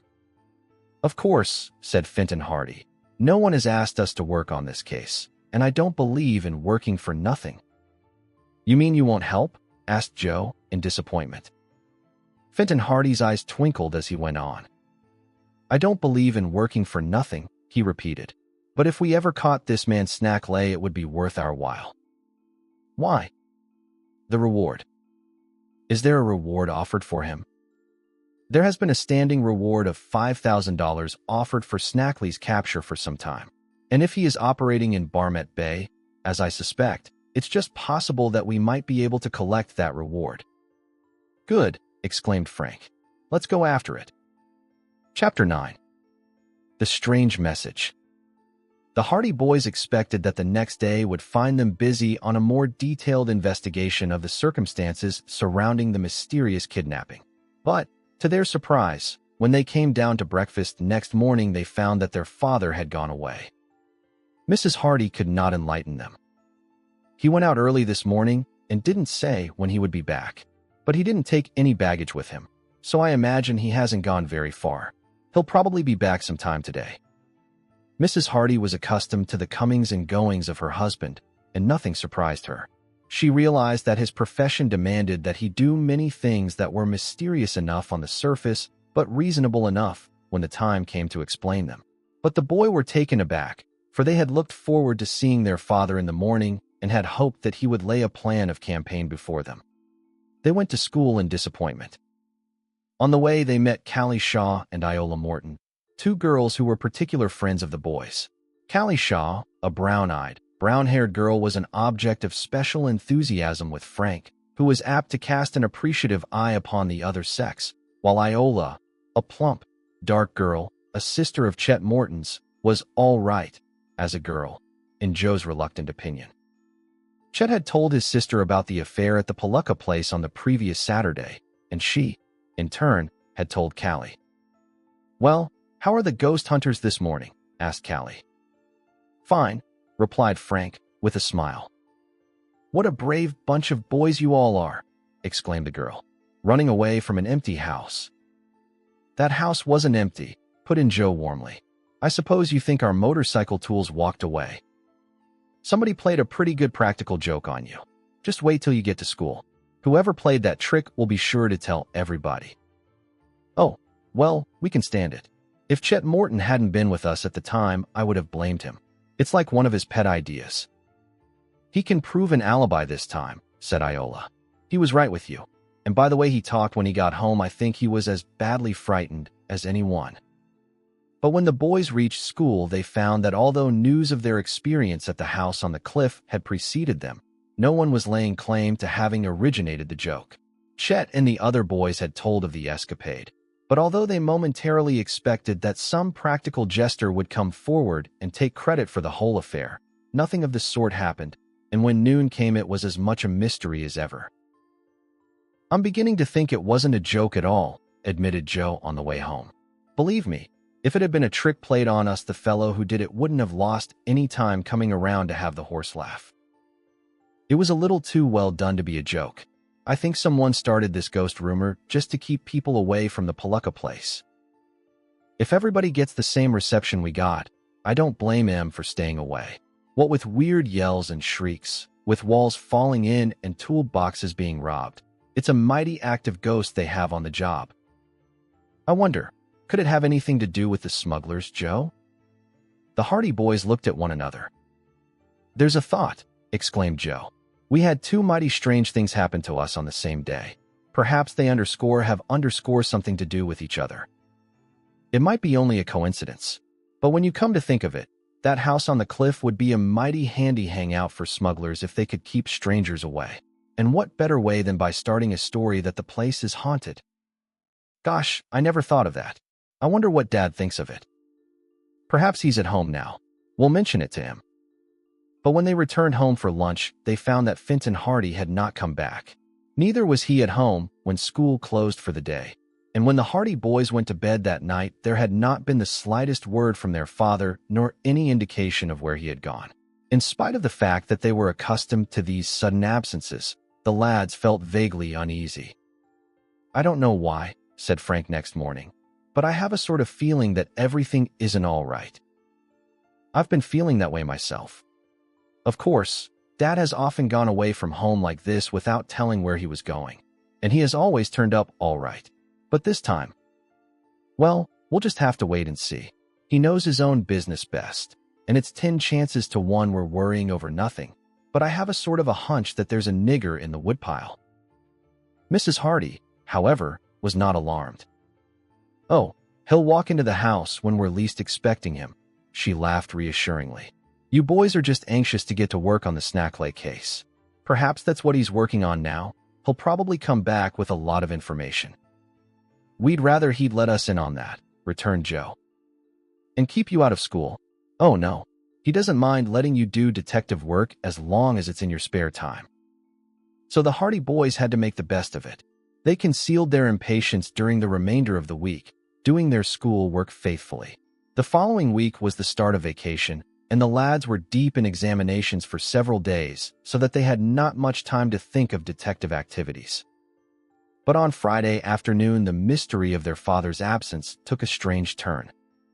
They came back from school to find their mother sitting in the living room, carefully examining a note that she had evidently just received. "Come here, boys," she said, as they came into the room. "I want you to look at this and tell me what you think of it." She handed the note over to Frank. "What is it?" he asked quickly. "Word from Dad." "It's supposed to be." The Hardy boys read the note. It was written in pencil on a torn sheet of paper, and the handwriting seemed to be that of Fenton Hardy. The note read, "I won't be home for several days. Don't worry." It was signed by the detective. That was all. There was nothing to indicate where he was, nothing to show when the note had been written. "When did you get this?" asked Frank. "It came in the afternoon mail. It was addressed to me, and the envelope had a Bayport postmark." "What is there to worry about?" Joe asked. "It's better than not hearing from him at all." "But I'm not sure that it's from him." "Why?"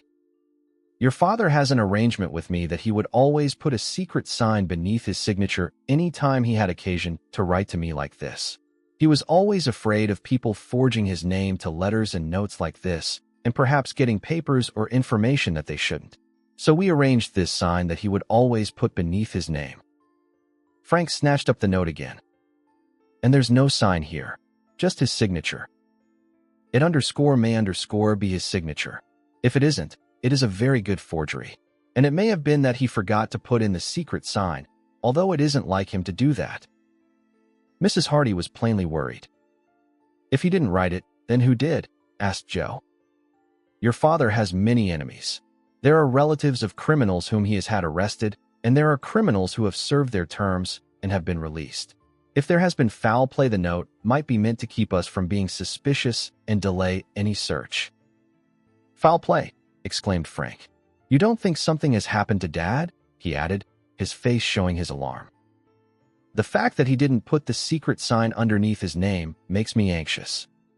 What other object could anyone have in sending us a note like that, if not to keep us from starting a search for him?" "Well, whether he wrote that note or not, we will start a search for him," declared Frank firmly. "He merely said not to worry about him. He didn't order us not to look for him. If he really did write the note, he can't say we were disobeying instructions. And then, the absence of the secret sign makes it all different." "I'll say we'll look for him," cried Joe. "Vacation starts next week, and we'll have plenty of time to hunt for him." "Wait until then, at any rate," Mrs. Hardy advised. "Perhaps he will return in the meanwhile." But as she glanced at the note again and once more regarded the signature, strangely lacking its secret sign, her forebodings that Fenton Hardy had met with foul play increased. Chapter 10. The Vain Search. Fenton Hardy was still missing when the summer vacation began. There had been no word from him. Never, in all his years of detective work, had he vanished from home so completely and for such a length of time. He was an intensely considerate man, and his first thought was always for his wife and boys. Occasionally, it was necessary for him to leave home suddenly on trips that would keep him away for some length of time.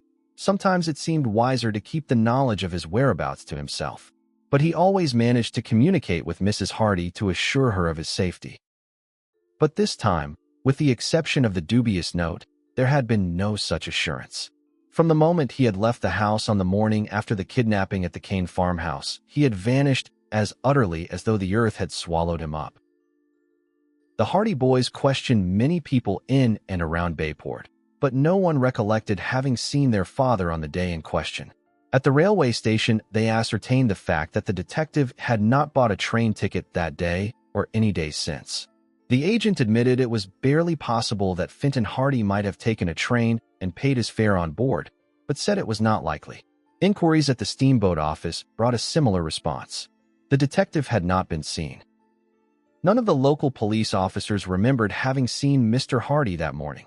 The detective was a well-known figure in Bayport, and it seemed strange that no one had seen him about the streets of the city, in spite of the fact that he had left home at an early hour.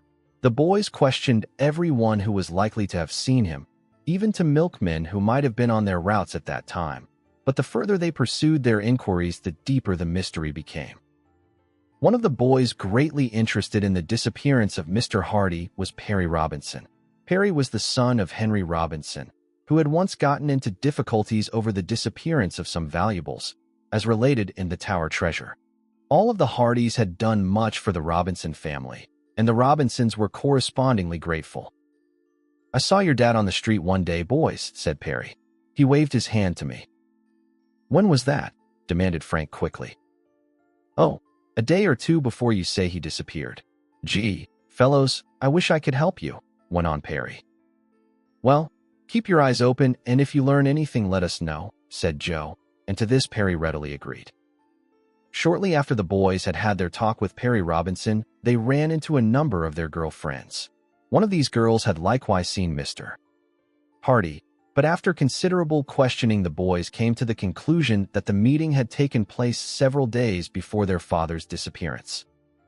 Oh, I'm so sorry this happened, said one of the girls, and the others nodded in sympathy. The Hardy boys extended the search beyond the city. It occurred to them that their father might have gone out to the cane farm, and they made their way to that place.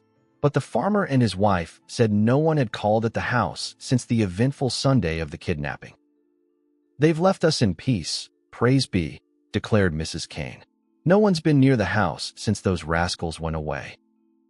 The boys gave the kindly couple a description of their father, but Mr. Kane could not recollect having seen anyone resembling Mr. Hardy near the farm at any time within the past week. He had been working in the fields, he said, and would probably have noticed any strangers on the road. So the boys returned to Bayport, puzzled and downhearted over the failure of their search. They could not imagine where Fenton Hardy could have gone if he had not been near the cane farm. Something has happened to him, I'm sure, said Frank. It isn't like Dad to stay away this long without sending some word.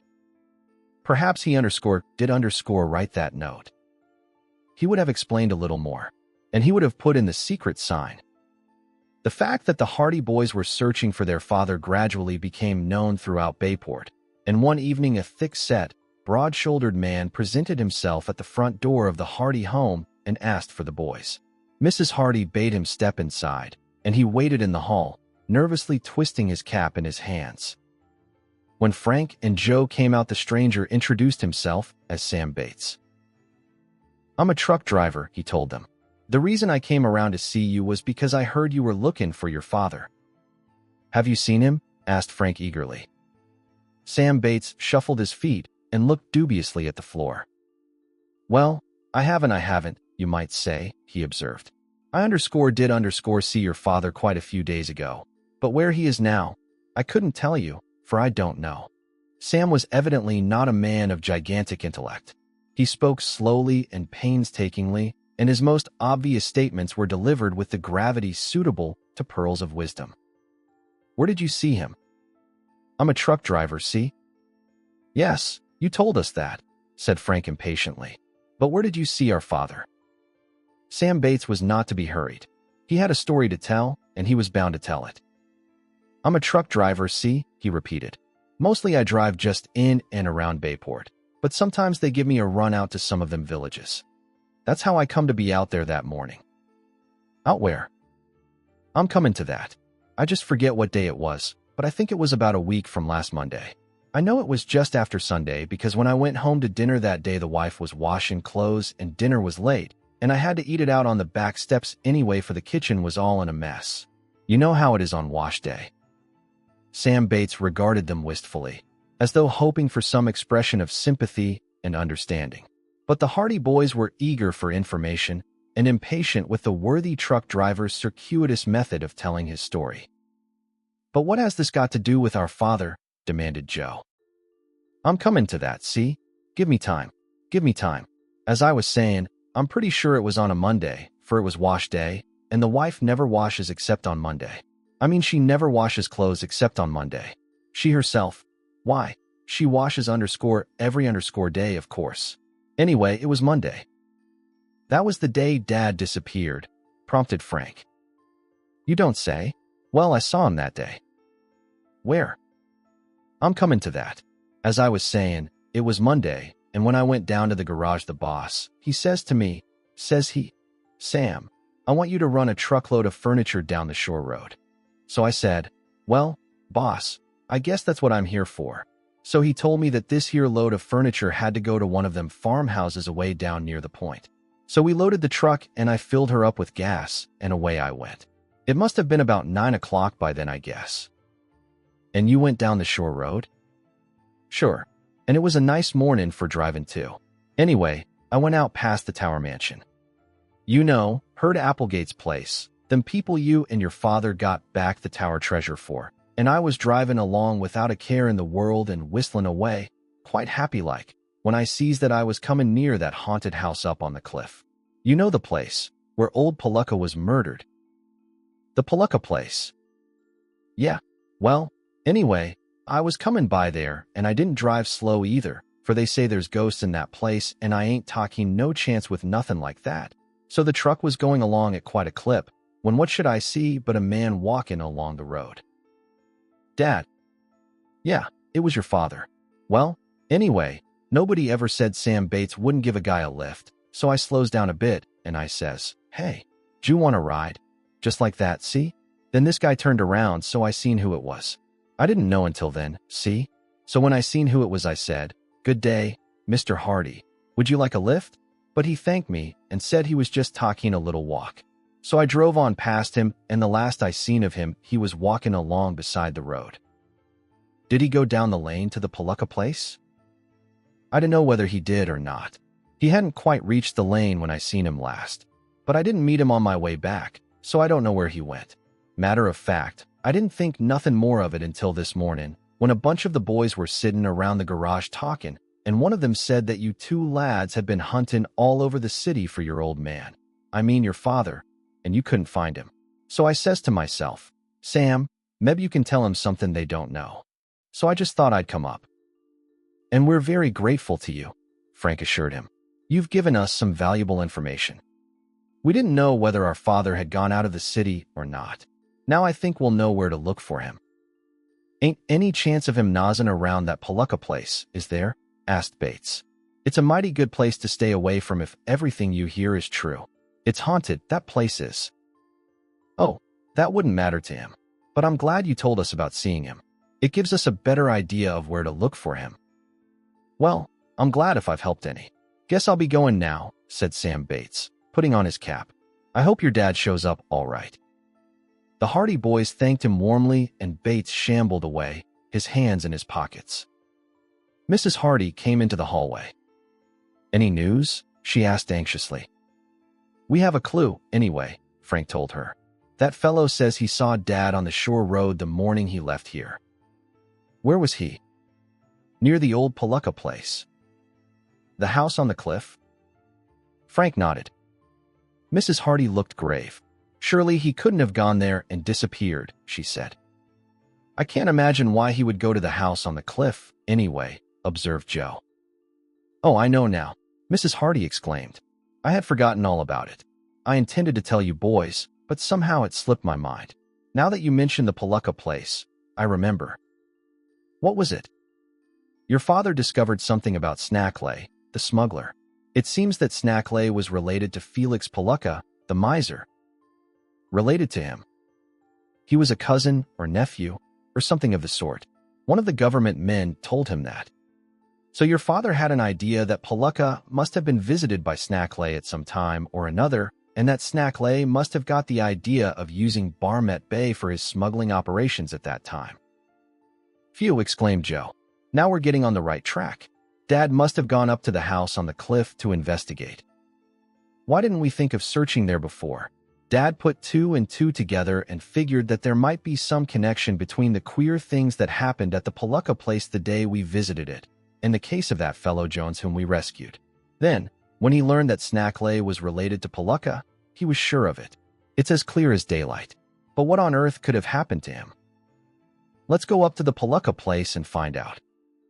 But Mrs. Hardy interposed. Her lips were firm. Promise me you won't go alone. Why not, Mother? We can look after ourselves.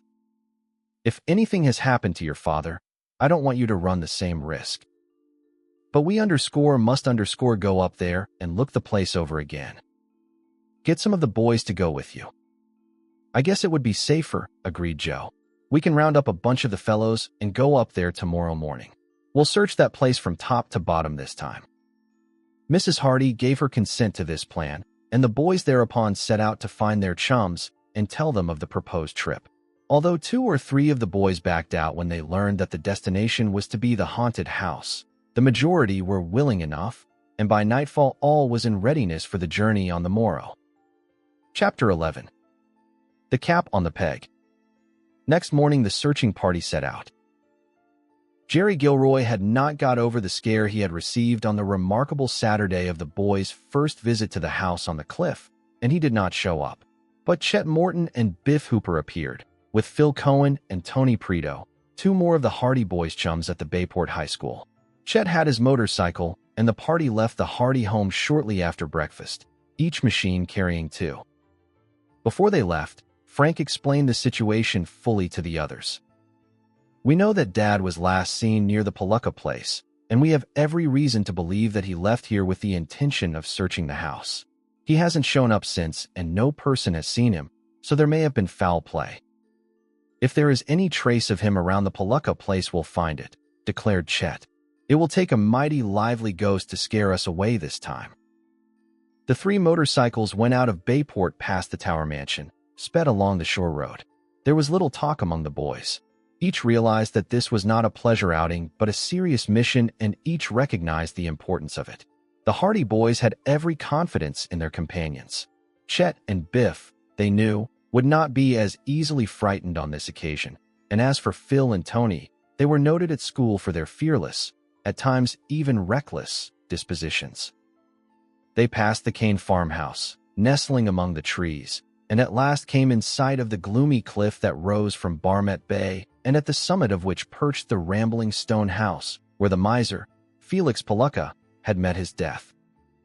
"Lonely-looking place, isn't it?" remarked Phil, who was sharing Frank's motorcycle. "It was an ideal place for a murder. When Felix Palooka lived there, I doubt if he had more than 2 or 3 visitors in a year." "How did he get his food and supplies?" "He used to drive into the city about once a week in a rattly old buggy, with a horse that must have come out of the Arkansas. The poor animal looked as if it hadn't had a square meal in a lifetime. Palooka must have been a little bit crazy. How he lived alone up there all the time, nobody could understand. He worked hard enough, and he made the farm pay. No one could drive a better bargain when it came to selling his hay and grain." Phil looked with interest at the old gray house that could be seen more clearly now that they were approaching it. When they were still some distance from the lane, however, Frank brought his motorcycle to a stop and signaled to the others to do likewise. "What's the idea?" Chet asked. "We'd better sneak up on the place quietly. If we go any farther, they'll hear the motorcycles. That is, if there is anyone at the place. We'll leave them here under the trees and go ahead on foot." The motorcycles were accordingly hidden in a clump of bushes beside the road, and the 6 boys went on toward the lane. "We'll separate here," Frank decided. 3 of us will take one side of the lane, and the rest will take the other side. Keep to the bushes as much as possible, and when we get near the house, lay low for a while and watch the place. When I whistle, we can come out from under cover and go on up to the house." "That's a good plan," approved Tony. "Joe and Biff and I will go on the left side of the road." "Good. Chet and Phil and I will take the other side. Remember to keep out of sight of the house as much as possible." The boys entered the lane, then separated according to the agreement they had made. One group plunged into the weeds and undergrowth at the edge of the lane on one side, while the others pushed into the bushes at the opposite side. In a few minutes, each group was lost to view, and only an occasional snapping and crackling of branches indicated their presence in the heavy undergrowth that flanked the lane. Frank advanced cautiously. The brushwood was much deeper than he had anticipated, and they made slow progress, for he was desirous of creeping up on the house with as little noise as possible. The undergrowth was thick and hampered their movements. They made their way forward, step by step, keeping well in from the lane, and after about 10 minutes Frank raised his hand as a warning to the others. Through the dense thickets he had caught a glimpse of the house. They went on cautiously until they reached the edge of the bushes, and there they crouched behind the screen of leaves, peeping out at the gloomy old stone building in the clearing. But at the first glance, an expression of surprise crossed Frank's face. The Palooka house was evidently occupied. The weeds that had overgrown the yard on their last visit had been completely cleared away. The grass had been cut, and the tumble-down fence had been repaired. The gate, which had been hanging by one hinge, had been fixed, and the grass along the pathway had been trimmed. A similar change had overtaken the house. There was glass in all the windows and the boards had been removed. The front door had been repaired and the steps had been mended. Smoke was rising from the kitchen chimney.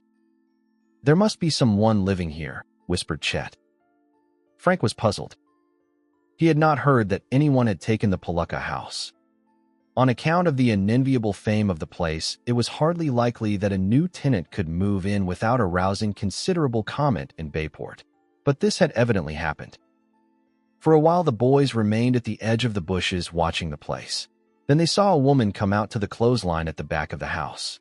She carried a basket of clothes, and these she began hanging up on the line. Shortly afterward a man came out, strode across the yard to the woodshed, and began chopping wood. The boys looked at one another in consternation.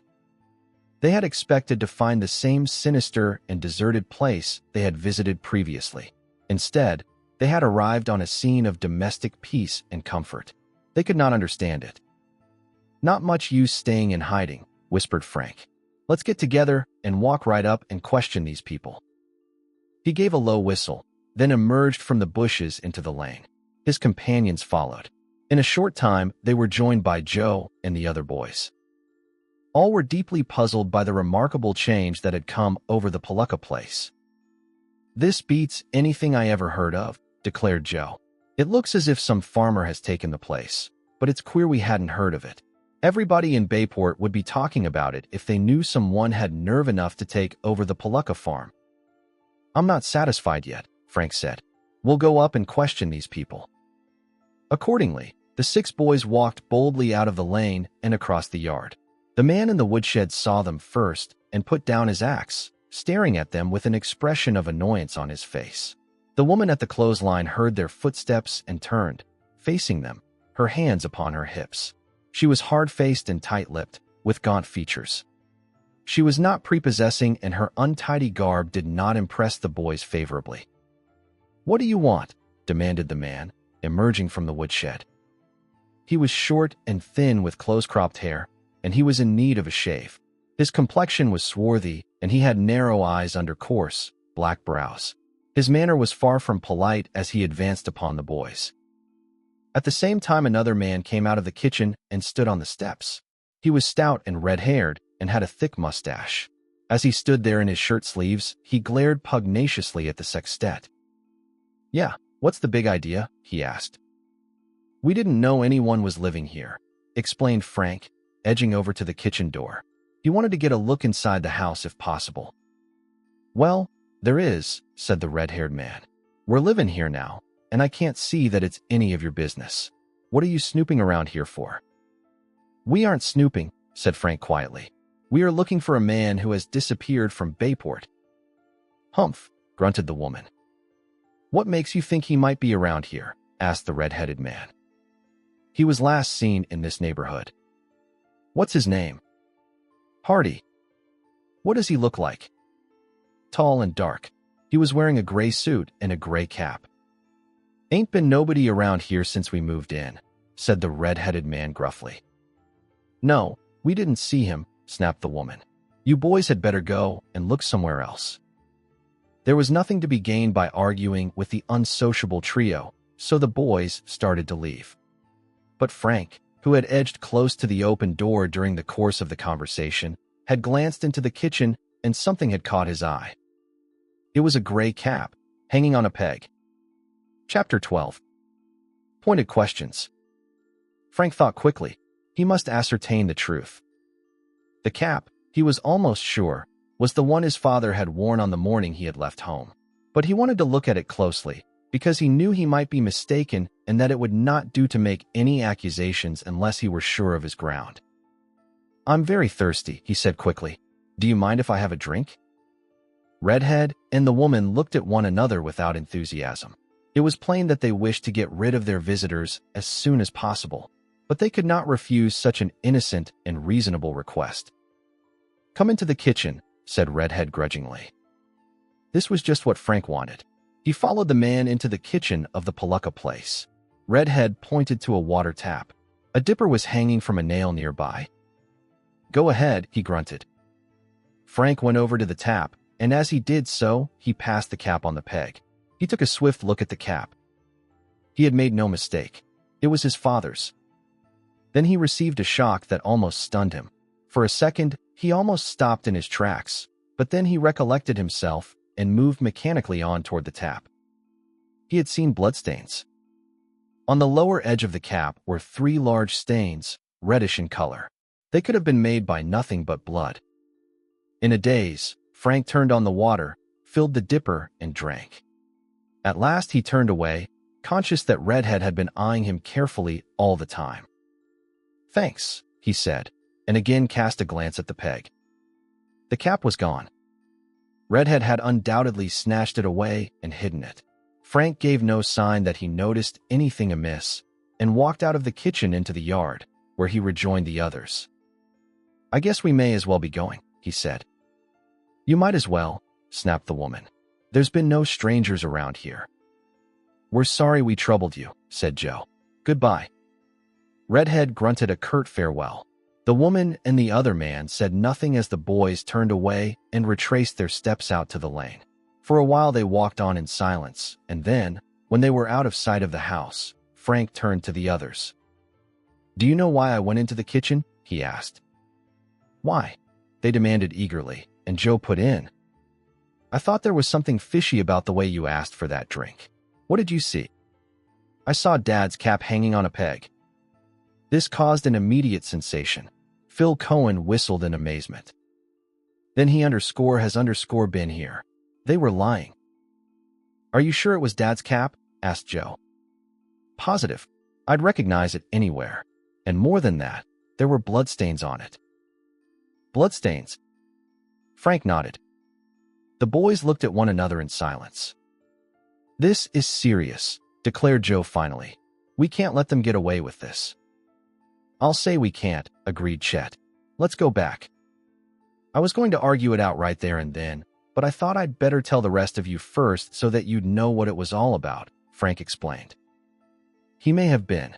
Joe left the sentence unfinished. "He may have been murdered," said Frank firmly, "and we're going to find out about it." "What do you think we'd better do?" "I think we'd better go back and tell them we saw that cap and ask how it got there. That'll force a showdown. They don't like us any too well as it is, so we won't have to be over-polite to them." The boys held a council, and it was unanimously agreed that the matter should not be dropped. Each was of the opinion that the trio now occupying the house on the cliff were far from savory, and that the fact of Fenton Hardy's cap being seen in the kitchen was a clue of first-rate importance. "He snatched the cap away when my back was turned," went on Frank. "That shows there is something wrong," Chet affirmed. "We'll go back and tackle him right away. No time like the present. Let's go." The boys accordingly started back down the lane toward the house.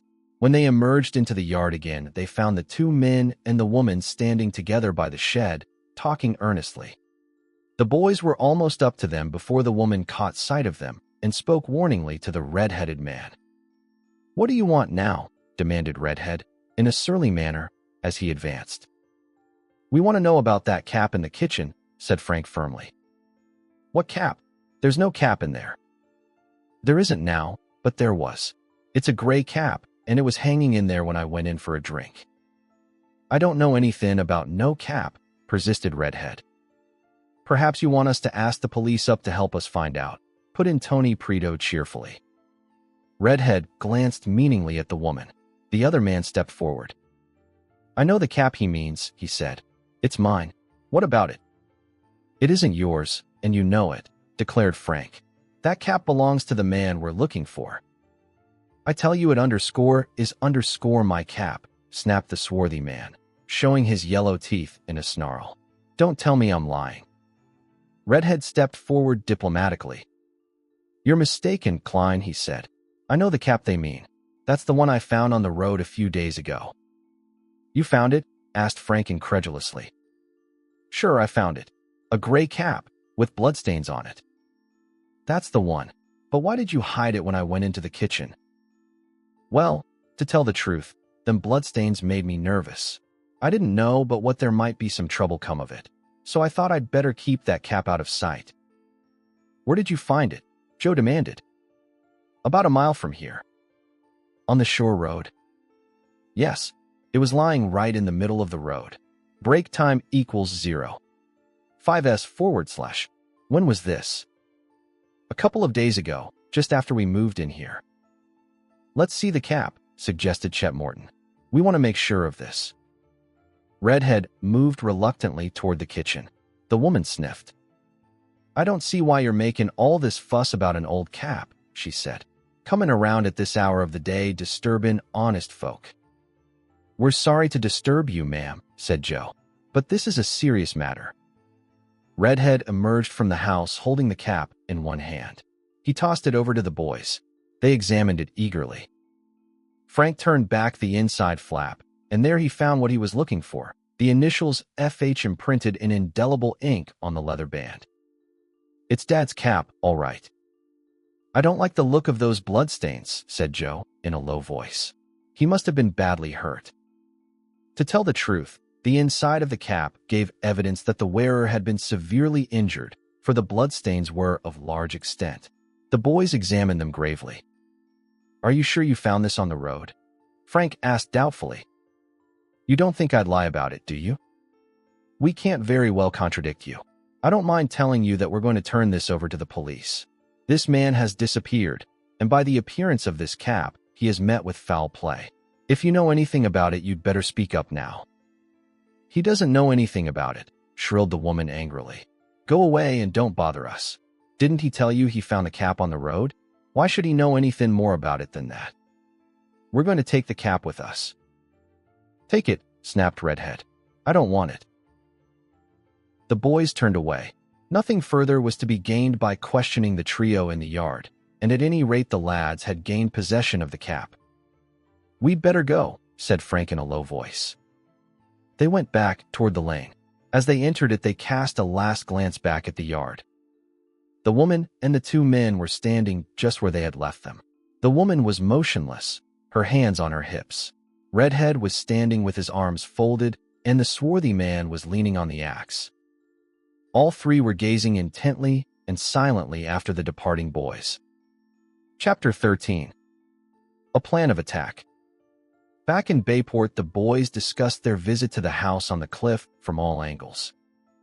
None was satisfied with the explanation the red-headed man had given about the presence of the blood-stained cap in the house. I'm sure he knows more about it than he cares to tell, declared Frank. The other chap started to claim it at first, and then he stepped in with his story, Chet pointed out. That's the most suspicious part of it. And then, when I went into the kitchen in the first place, why should he have hidden the cap? It's a mighty mysterious thing, Joe said. The fact that Dad has disappeared and the fact that there are bloodstains on that cap. We ought to turn it over to Chief Collick, suggested Phil. The boys looked at one another doubtfully. Chief of Police Collick was a fat, pompous official who had never been blessed by a superabundance of brains. His chief satellite and aide-de-camp was Oscar Smuff, a detective of the Bayport Police Force. As Chet was fond of remarking, if you put both their brains together, you'd have enough for a half-wit. I don't think it would do much good, said Frank. But it wouldn't do any harm either. Collick might be able to throw a scare into them. Anyway, if he went up to that house and began asking questions. The boys, therefore, trooped down to the police station and, after stating their business to the desk sergeant, were admitted to the chief's private office. They found Chief Collick and Detective Smuff deep in a game of checkers. It's your move, Smuff, said the chief. What is it, boys? He demanded, looking up. Frank, producing the bloodstained cap, explained how and where it had been found. Smuff, in the meantime, scratched his head diligently for a while, then captured one of his opponent's kings. Chief Collick grunted, whether in disappointment at the loss of the king or in acknowledgement of the information about the cap, the boys could not say. So it's Fenn and Hardy's cap? Asked the chief. It's his, all right. And what do you think has happened to him? We don't know. That's what we want you to help find out. But, by the look of this cap, we're afraid there's been foul play. Just a minute, Smuff, just a minute. The chief contemplated the checkerboard for a few minutes, then made a move. He settled back in his chair. Now try and beat underscore that underscore, he said, and looked up at the boys again. What do you want me to do? He inquired. Help us find him. The chief regarded them benevolently. Maybe he'll show up in a day or so. He's been missing long enough already, protested Joe. We want you to go up to the Palooka place and question those people. They know more about the affair than they care to tell. The Palooka place, exclaimed the chief, pursing his lips. Well, you see, it ain't in the city limits. But Fenton Hardy is a Bayport citizen. What you think about it, Smuff? Just a minute, it's my move. Smuff meditated over the checkerboard for a while, made his move, then looked up judicially. To tell you the truth, Chief, he said, I think we'd be just as well staying away from that Palooka place. There's been queer stories about it. That's what I think, agreed the chief. Do you mean to say you won't help us look for him? Exclaimed Frank. Oh, we'll keep our eyes open, the chief promised. But he'll show up all right. He'll show up. Don't worry. He'll never show up if we wait for the Bayport Police Department to get into action, declared Chet warmly. Is that so? Said Chief Collick, nettled.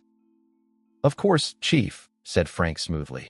If you're afraid to go up to the Palooka place just because it's supposed to be haunted, don't bother. We can tell the newspapers that we believe our father has met with foul play and that you won't bother to look into the matter, but don't let us disturb you at all. What's that about the newspapers? Demanded the chief, getting up from his chair so suddenly that he upset the checkerboard over Smuff's lap. Don't let this get into the papers. The chief was constantly afraid of publicity unless it was of the most favorable nature. The taxpayers mightn't like it, suggested Joe. They pay you to enforce the law, and if they know you're afraid to go up to the Palooka place. Now, said the chief nervously. Who said anything about being afraid of the Palooka place? Can't you take a joke? Of course I'll go up and investigate this. At least I'll send Smuff up. Who, me? Demanded Smuff in alarm. Smuff and me, we'll go up together. I'm doggone sure I won't go up alone, declared Smuff. Well, as long as we're sure you'll investigate, we won't say anything to the newspapers, said Frank, and Chief Collick breathed a sigh of relief. That's fine, he said. Smuff and me, we'll go up there first thing tomorrow morning, and if we find out anything, we'll let you know. But although Chief Collick and Detective Smuff duly departed from Bayport the next morning in an exceptionally noisy and decrepit flivver, with Smuff perched nervously at the wheel, they returned before noon with the news that they had been able to discover nothing further regarding Fenton Hardy. They had, they said, called at the house, but the people there had given a reasonable explanation as to the finding of the cap. Real nice people, they were too, added Chief Collick. The man said he found the cap on the road, and why should he tell a lie about it? So Smuff and me, we came away. Yes, agreed Smuff profoundly, we came away. In a hurry, suggested Joe sarcastically. Collick and Smuff looked uncomfortable. To tell the truth, they had been so impressed by the fearful stories they had heard of the house on the cliff that they had stayed no longer than was necessary. They had merely asked a few perfunctory questions of Redhead, had received his explanation of the finding of the cap, and had then hastened from the farm as quickly as was consistent with dignity. We've done our duty, declared Chief Collick. No man can do more. And with that the boys had to be content. But they were not satisfied. There's some connection between this smuggling outfit and the house on the cliff, declared Frank. This man Snackley is mixed up in all this, I'm sure. Didn't Mother say he was related to Felix Palooka? Yes, and isn't it likely that he inherited the Palooka farm after the old miser died? Perhaps that's what encouraged him to move his smuggling operations here. Perhaps Snackley was one of the two men we saw at the farm. I wouldn't be surprised, said Frank. But what I'm thinking of is this. Where did these two motorboats come from that day Jones was shot? We didn't see them out in the bay. They seemed to come right out from under the cliff. Do you mean you think there is a secret harbor in there? There might be. Look at it this way. Snackley was the man who got Jones that day, as he said. Snackley was related to Palooka and may now own the farm. Snackley has been smuggling in Barmet Bay from some base that the government men have been unable to find. Perhaps that base is the Palooka farm. But it's on top of the cliff. There may be a secret passage from the house to some hidden harbor at the foot of the cliff.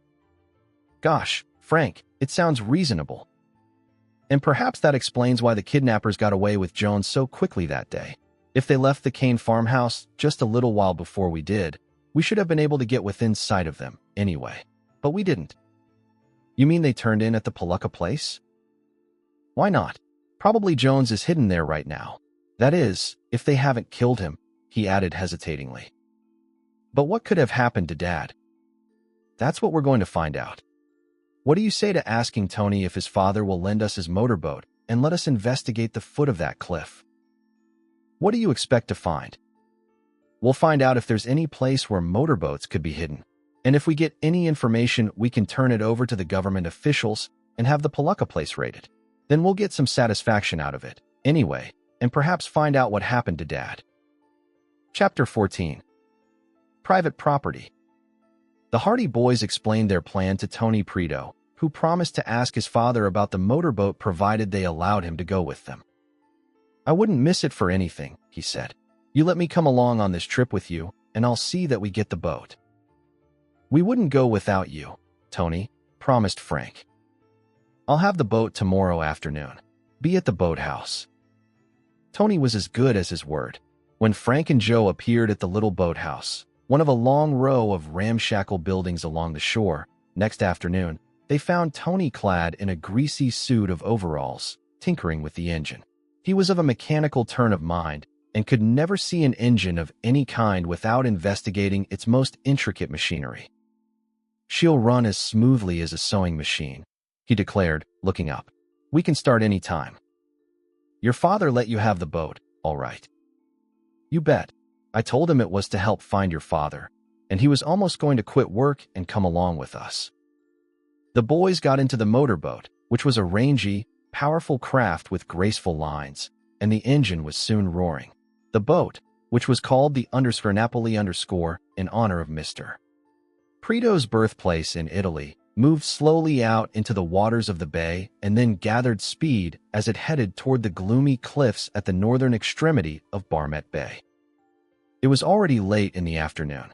The sky was overcast, and the bay was rough. The salt spray dashed over the bows of the Napoli as it plunged on through the breakers. Bayport soon became a smoky haze on the hillside. The boys could see the white line of the shore road rising and falling on the coast to the north, and at last they came within sight of the Kane farm, nestled among the trees. The cliff upon which the Palooka place stood was stark and sheer against the background of ocean and sky, and at the top they could see the grove of trees and the roof and chimneys of the haunted house. Lonely-looking place, remarked Joe. Pretty steep cliff, Tony observed. I can't see how anyone could make his way up and down that slope to get to the house. That's just why nobody has thought of the possibility of the place as a smuggling base, said Frank. It doesn't look possible. But perhaps when we look around we'll find that things are different. Tony steered the boat closer in toward the shore so that it would not be visible from the Palooka place. Then he slackened speed so that the roar of the engine would not be so noticeable, and the craft made its way along toward the bottom of the cliff.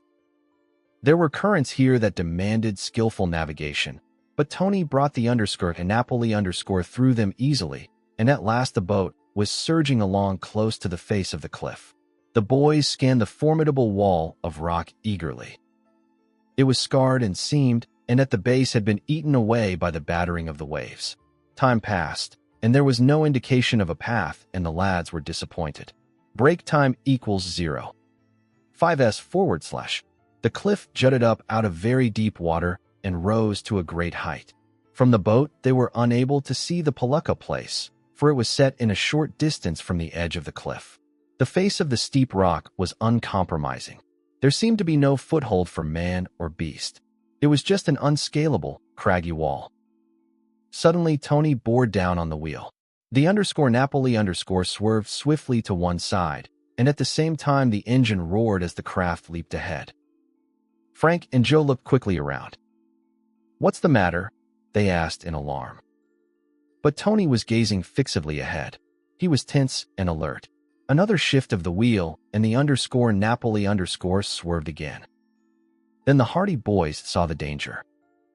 There were rocks at the base of the cliff. One of them, black and sharp, like an ugly tooth, jutted out of the water almost immediately at the side of the boat. Only Tony's quick eye had saved them from striking against it. They had blundered into a veritable maze of reefs which extended for several yards ahead. They held their breath. It seemed impossible that they could run the gauntlet of those rocks without tearing the bottom out of the craft. But Tony's steersmanship was marvelous. The motorboat threaded its way accurately among the jutting rocks. There was always the chance that a submerged reef might rip through the hull of the craft, but they had to take chances on that. But luck was with them. The Napoli dodged the last ugly rock and shot forward into open water. Tony sank back with a sigh of relief. "Phew, that was close," he exclaimed. "I didn't see those rocks until we were right on top of them. If we'd ever struck one of them, we would have been goners." The hardy boys believed him. Angry waves dashed against the base of the cliff. They would not have lived more than a few minutes if they had been wrecked in this place. They would have been battered to pieces against the rocks. Suddenly, before them, they saw an opening in the side of the cliff. It was a long, narrow cove. The entrance was like the neck of a bottle, widening as it led into the cliff, and it was overshadowed by jutting rocks. It had been quite invisible up to this time, and the boat had gone only a few yards further before it became invisible again. So well was the opening hidden by the rocks. "Here's a find," exclaimed Frank in excitement. "Let's turn back and see where this goes to." Tony swung the boat around, and the craft slowly made its way back toward the hidden cove. Soon the opening in the cliff came into view again. "It's just large enough for the boat to go through," said Tony. "Wanting to try it?" Frank nodded. "Go ahead." The nose of the boat turned toward this strange bay, and then the Napoli began to enter the cove. "Maybe I won't be able to get out again," said Tony suddenly. He looked ahead. But the passage widened into a bay of considerable extent, quite sufficient in size to enable him to turn the craft around once he had entered. So he continued. But the cove proved uninteresting. The sides were steep, although dense bushes grew about the base of the slopes. But there was no path, no trail, no indication that any human being had ever been in the place. Being protected from the wind, the water was calm. The echoes of the motorboat's engine were flung back from every side in a roaring volume. Suddenly Frank gave a gasp of surprise. Standing among the thickets at the base of the steepest slope was a man. He was very tall, and he wore a black felt hat, the wide brim of which obscured the upper part of his face. His countenance was tanned and weather-beaten. His lips were thin and cruel. He wore a short black jacket, and he stood with his hands plunged into the side pockets and his feet spread wide apart, in the manner of a seaman. He was standing there quietly, gazing at them without a shadow of expression on his sinister face, as motionless as a statue. When he saw that he was observed, he called out, "Leave this place." Tony throttled down the engine. The three boys stared at the man in the black hat as though he were an apparition. "Leave this place," he repeated in a curiously metallic voice. "We aren't doing any harm," replied Frank. "Not now," said the stranger. "But don't land here." "Why?" "You don't have to ask why. This is private property. You can't land here. You'd better leave at once." The boys hesitated.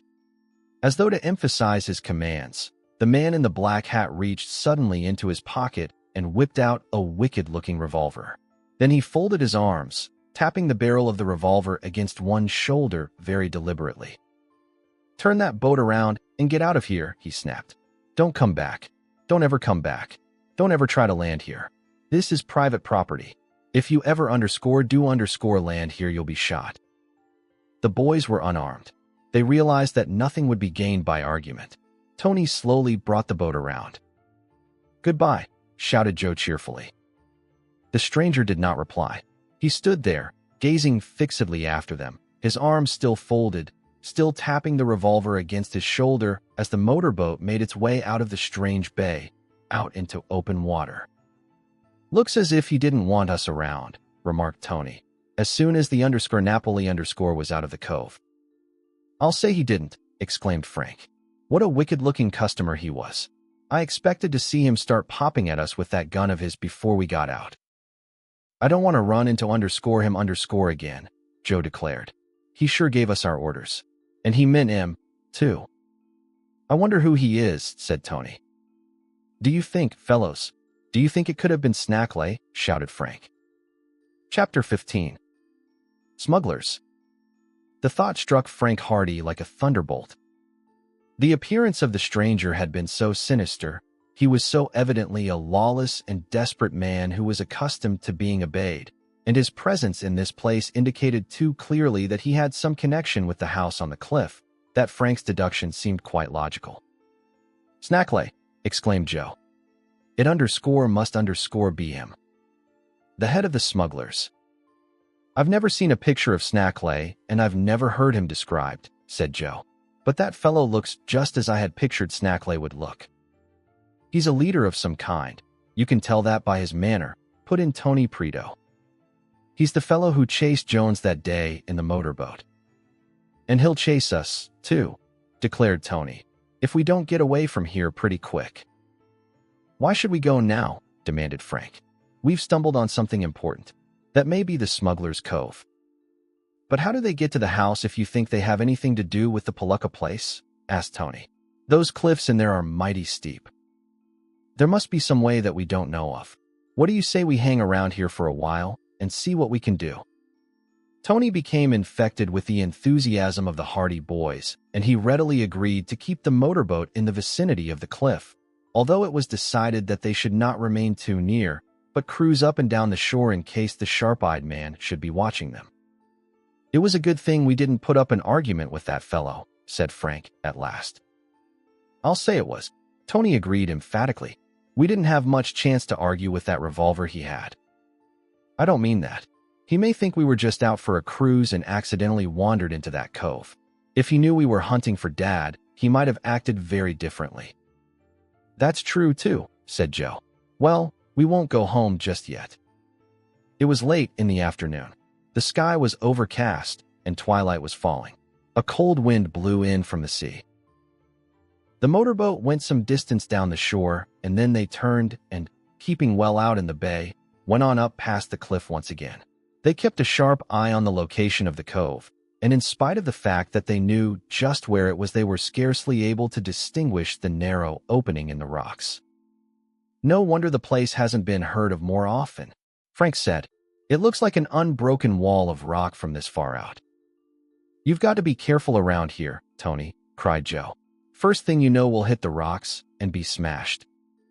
That's right, added Frank. It's pretty dangerous, so close to the cliff. You leave it to me, came from their schoolmate. I know how to handle this boat. It was true, Tony did know how to handle the motorboat, yet several times they came perilously close to the rocks over which the waves were dashing. In fact, once there came a slight bump followed by a grating sound which made the hearts of all the boys leap into their mouths. Narrow squeak, that, admitted Tony.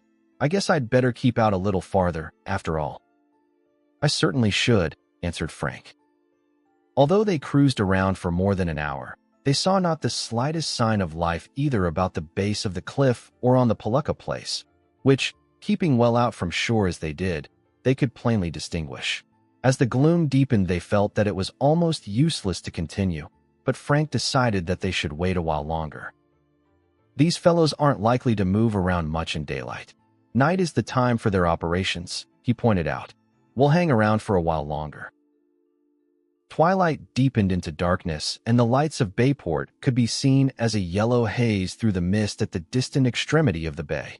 The cliff was but a dark smudge in the night, and the waves broke against the rocks with a lonely sound.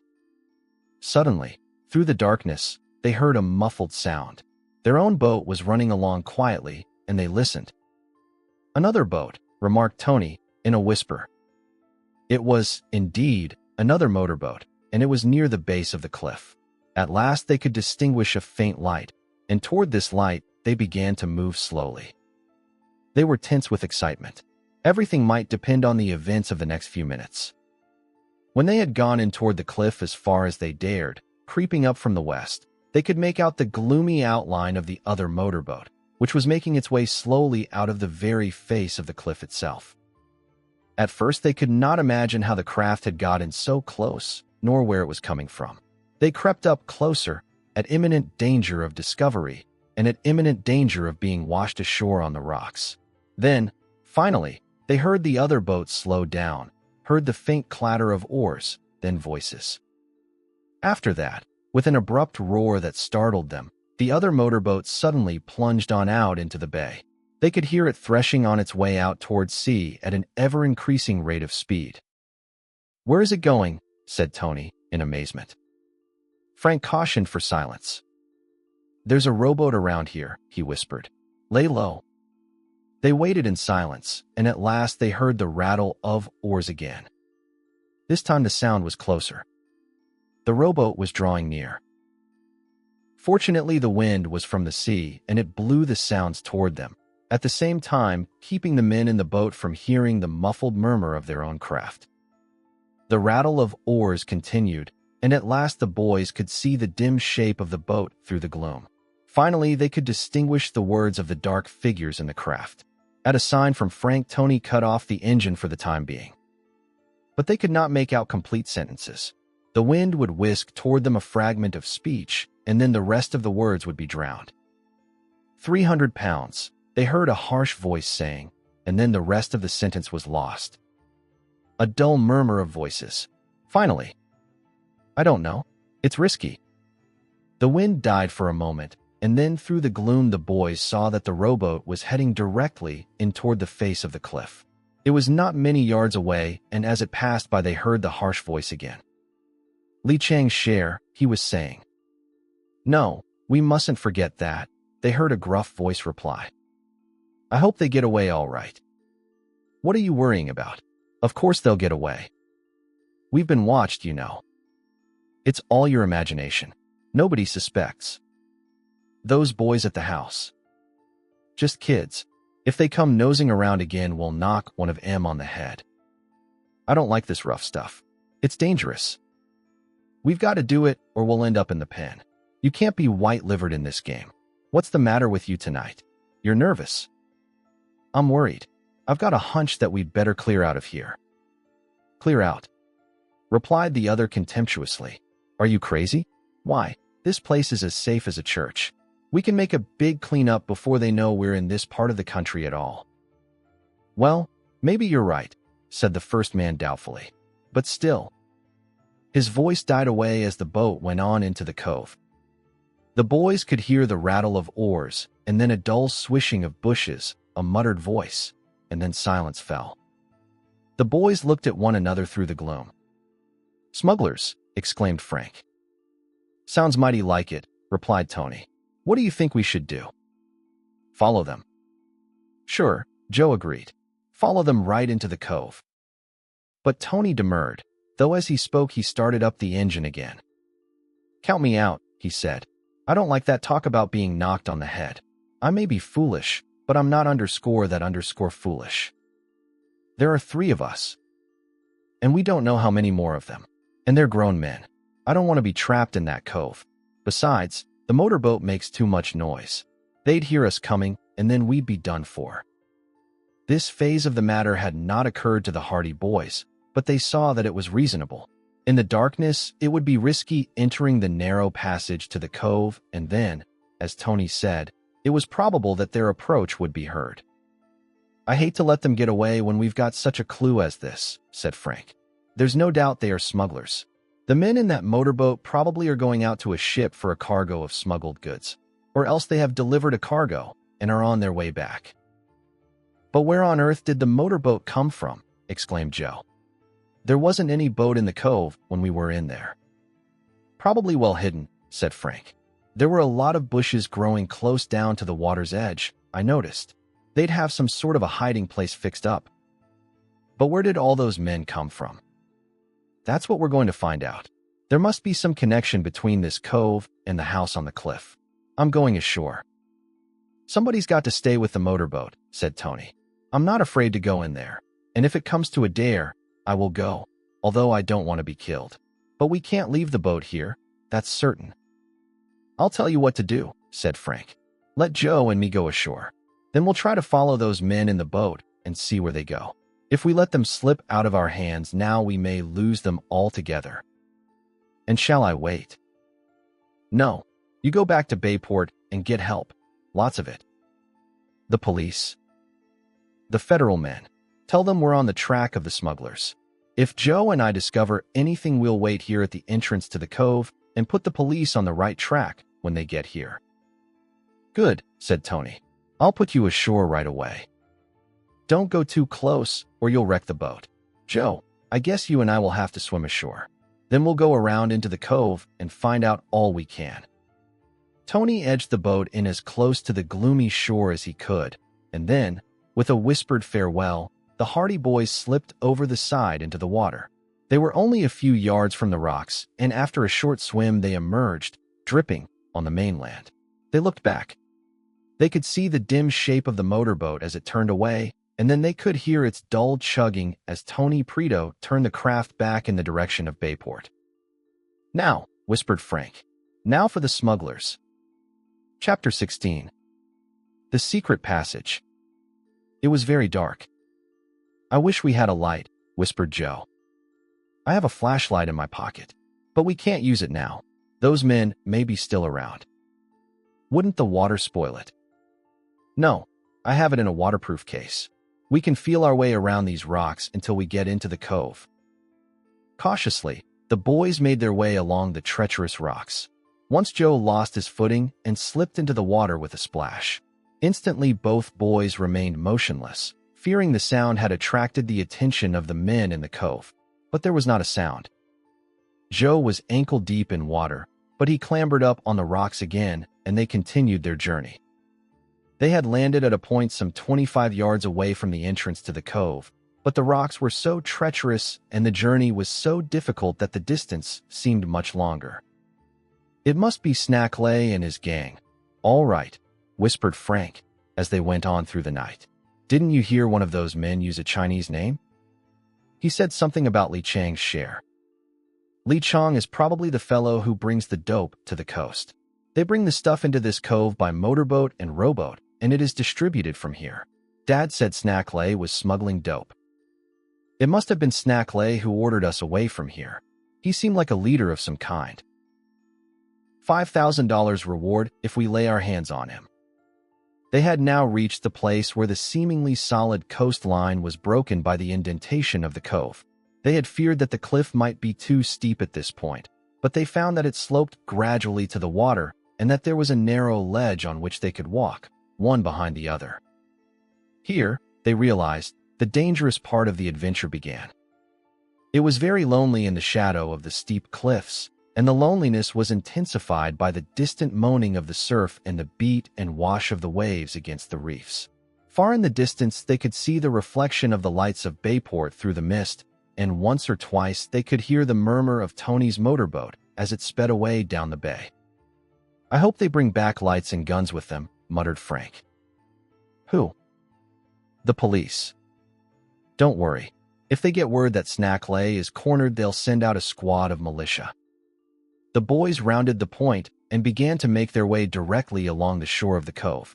Dense thickets and bushes grew right to the water's edge, and the boys were afraid of making too much noise, as they realized that the two men they had heard talking in the boat might be close by, perhaps even waiting to pounce upon them in the darkness. Their hearts beat quickly with the knowledge of the risk they were running, but neither lad thought of turning back. They were not thinking of the smugglers alone, they were thinking of their father. When they reached the first of the thickets, they paused. They knew that the crackling of the branches would betray their whereabouts if there was anyone within hearing distance. For a while they did not know just what to do. Then Frank began to lower himself from the rock on which he was standing into the water. If it isn't too deep, we can wait around, he whispered. The water, fortunately, was shallow and did not come up to his knees. He signaled to Joe to follow, and Joe accordingly slipped quietly down into the water beside him. Then, without a word and moving as slowly as possible, Frank went on, wading through the water close to the outstretched branches that overhung the shore. It seemed as though they were wading at the bottom of a deep pit, for the high walls of rock ranged all about them, and after they had penetrated into the cove some little distance, the entrance was lost to view, being hidden by an angle of the cliffs. When they looked up, they could see the gloomy grayness of the night sky above. The cove was still in deep silence, so finally Frank concluded that the men who had entered the place in the boat had retired to some secret hiding place. Inasmuch as they could not hope to discover anything without a light, he withdrew the flashlight from its case and then switched it on. The yellow beam of light revealed the pallid leaves of the bushes by the shore and the naked walls of rock above. But although Frank turned the flashlight in every direction about the cove, there was no sign of the rowboat in which the two men had arrived. It had vanished utterly.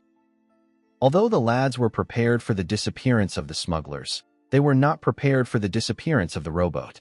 But they searched for it in vain. The light revealed nothing of the craft. Break time equals 0. 5s/. I wonder where they hid it, whispered Frank. They began a systematic search of the bushes around the cove, remaining as quiet as possible.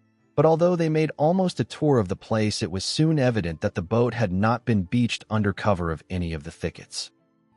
It must be hidden in a cave of some kind, Frank decided at last. And that's where the smugglers are. Once again, they began a search of the bushes. They were still wading in the water, and their feet were now very cold.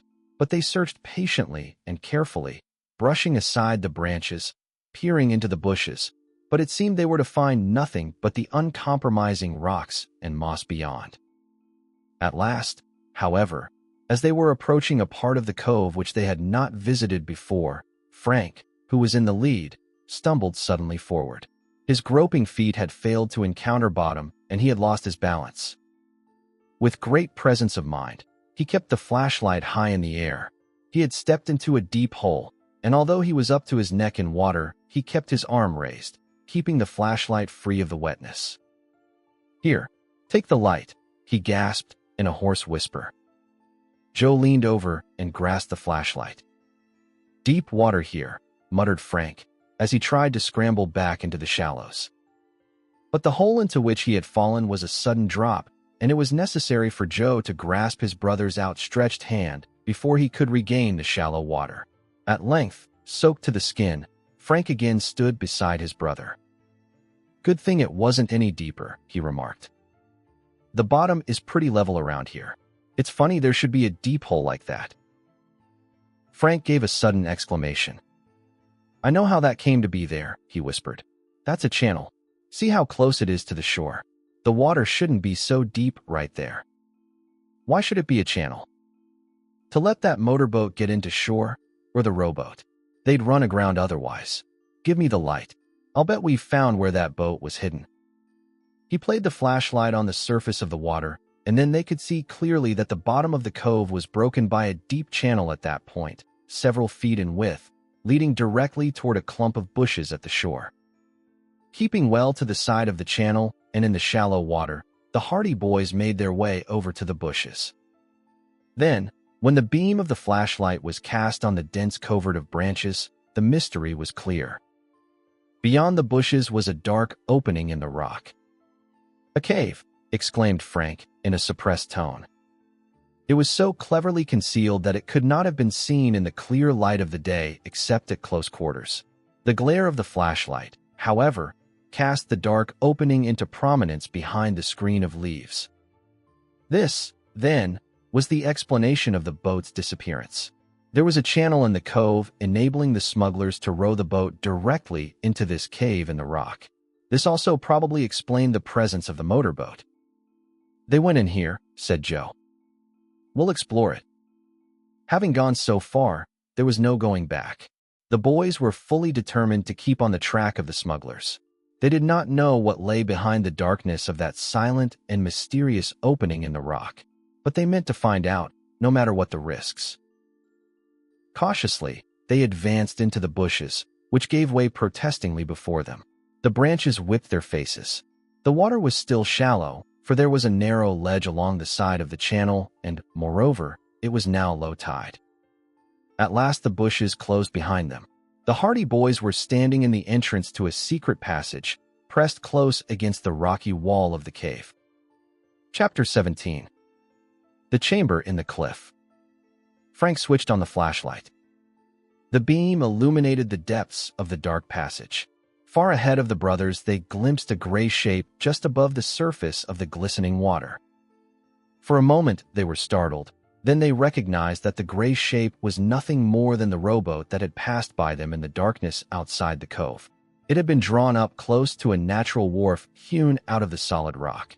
It swayed to and fro with the motion of the water. The boys made their way forward along the ledge, which was wide enough for one person to walk on, until at last the ledge widened out and proved to be a path leading to the wharf. There was not a sound in the passage but the drip-drip of water from the gloomy walls. The hardy boys stole quietly forward along the wharf, past the boat, and then looked about them. Frank played the beam of the flashlight all about the place until at last the glare revealed a dark opening immediately ahead. It was a crude arch in the rock, and beyond it, he could see a steep flight of wooden steps. His heart was pounding with excitement. There was no doubt now that they had discovered the smuggler's secret. "We found it," he whispered to Joe. "We found the passage. This must be directly underneath the house on the cliff. We'll have to go quietly." The light cast strange shadows through the gloomy passage in the rocks. Water dripped from the walls. Water dripped from their clothing. They tiptoed quietly forward beneath the archway until they reached the flight of steps. Then, quietly, almost stealthily, they began to ascend. The place was in a death-like silence. It was as if they were in a tomb. So quiet was the strange stairway in the cliff that the boys could hardly believe that men had been there but a short while before. Step by step they ascended the stairs, and at last Frank's flashlight showed that they were approaching a door. It was set directly in a frame in the wall of rock at which the stairs ended. The passageway curved above them in a rocky ceiling. They stood on the steps outside the door. Should they enter? They did not know what lay beyond. They might be entering the very haunt of the smugglers. In fact, this was most probable, and in that event they would not have a chance of escape. For a while they remained there, not knowing whether to retreat or go on. Then Frank stepped forward. He pressed his ear against the door and listened intently. There was not a sound. He peered around the sides of the door to see if he could catch a glimpse of light. There was only darkness. At length he decided that there was no one immediately beyond the door, and he made up his mind to go ahead. He whispered his decision to Joe, who nodded. "I'm with you." The door was opened by a latch, and Frank tried it cautiously. At first it was obstinate. Then, with an abrupt clatter that echoed from wall to wall and seemed to the ears of the boys to create a hideous and deafening uproar, the latch snapped and the door swung open. They did not immediately cross the threshold. Perhaps their approach had been heard. Perhaps the smugglers lay in wait for them beyond. So they remained there in silence for several minutes, listening for the slightest sound. However, it became apparent that the dark chamber was empty, so Frank switched on the flashlight. The vivid beam cut the darkness and revealed a gloomy cave in the very center of the cliff, hewn out of the rock. It had been a natural cave, just as the tunnel in the cliff had been a natural passageway, but the roof had been bolstered up by great beams and the sides had been chipped away while the floor had been leveled. It was a secret chamber in the heart of the rock. The light revealed the fact that this chamber was used as a storeroom, for there were huge boxes, bales, and packages distributed about the floor and piled against the walls. "Smuggled goods," exclaimed Frank. His suspicions seemed verified by the fact that the majority of the boxes bore labels of foreign countries. Chinese characters were scribbled across them in practically every case. Seeing that the chamber was unoccupied, the boys stepped through the doorway and looked about them. The flashlight illuminated the murky corners of the cave. "This must be where they store all the stuff," Joe said, as he inspected one of the boxes. "There must be another opening that leads to the top of the cliff. They probably bring the stuff up to the house and then dispose of it from there. You'd think they would keep it at the Palooka place instead of down here. Probably they are afraid the house might be raided at some time or another. That's why they keep the goods hidden in this place. It would be mighty hard for anyone to find it here. But how do they get the stuff out of here? There's no doorway that I can see." The light of the flashlight played upon the walls. No doorway, no opening of any kind, was revealed. "That's strange," said Frank. "There must be some way out." They began to move about the chamber. Across some of the bales of goods had been thrown rich bolts of silk, while valuable tapestries were also lying carelessly on the floor. In one corner were 3 or 4 boxes piled on top of one another. Frank accidentally knocked the flashlight against one of these, and it gave forth a hollow sound. "It's empty," he said. An idea struck him that perhaps these boxes had been piled up to conceal some passage leading out of the secret chamber. He mentioned his suspicion to Joe. "But how could they pile the boxes up there after they went out?" his brother questioned. "This gang are smart enough for anything. Let's move these boxes away." He seized the topmost box. It was very light, and he removed it from the top of the pile without difficulty. "I thought so," exclaimed Frank with satisfaction. For the light revealed the top of a door which had hitherto been hidden from view. The boys lost no time in moving the rest of the boxes, and the entire door was soon in sight. Then the boys discovered how it was possible for the boxes to be piled up in such a position in spite of the fact that the smugglers had left the chamber and closed the door behind them. Attached to the bottom of the door was a small wooden platform that projected out some distance over the floor of the cave, and on this platform the boxes had been piled. "They are kept there all the time, as a blind," he said.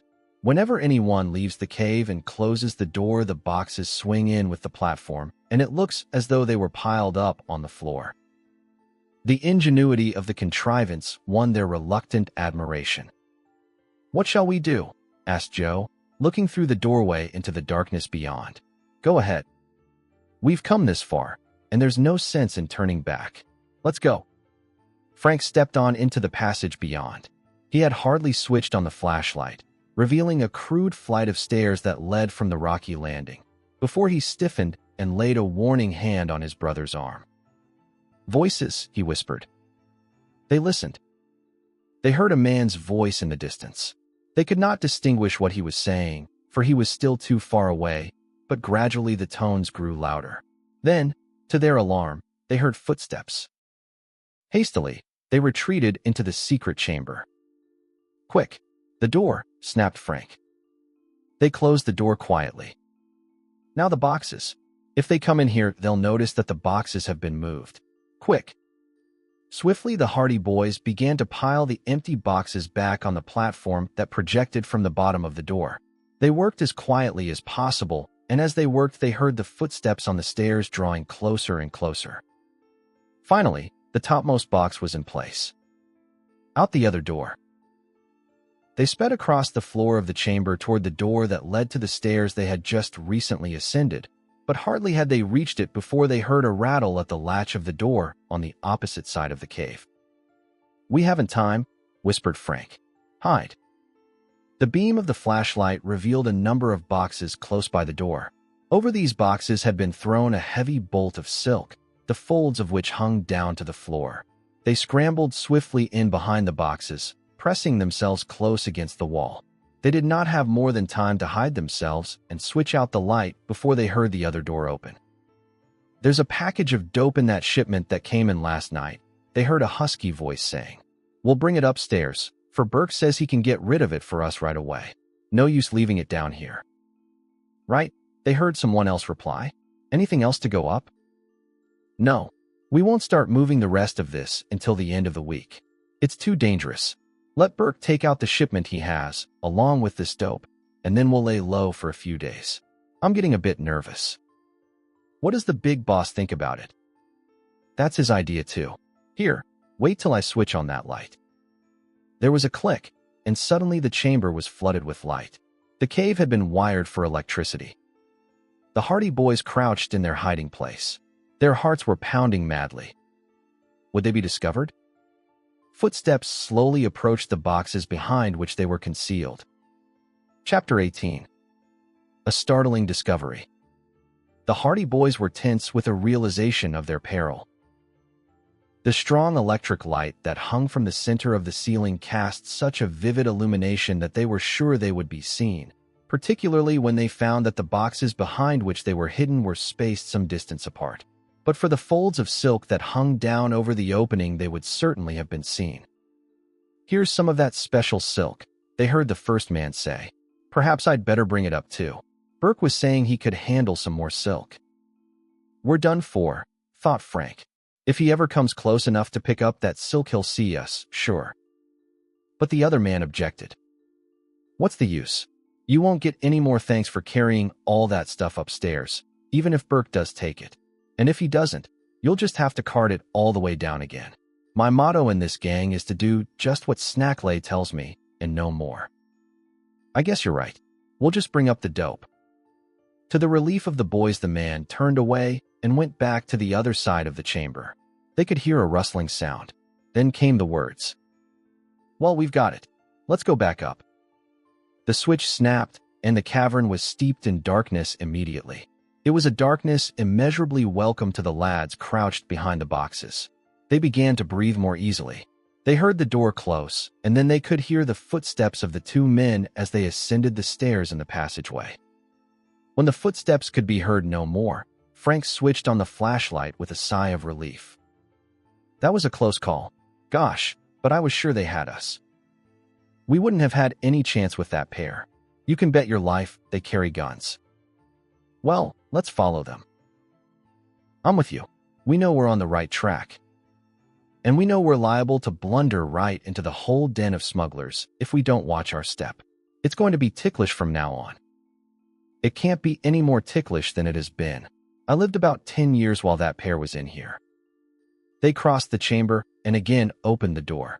Cautiously, they stepped out on the landing, closed the door behind them, and again confronted the flight of steps. I'll go first, said Frank. Stick close behind me.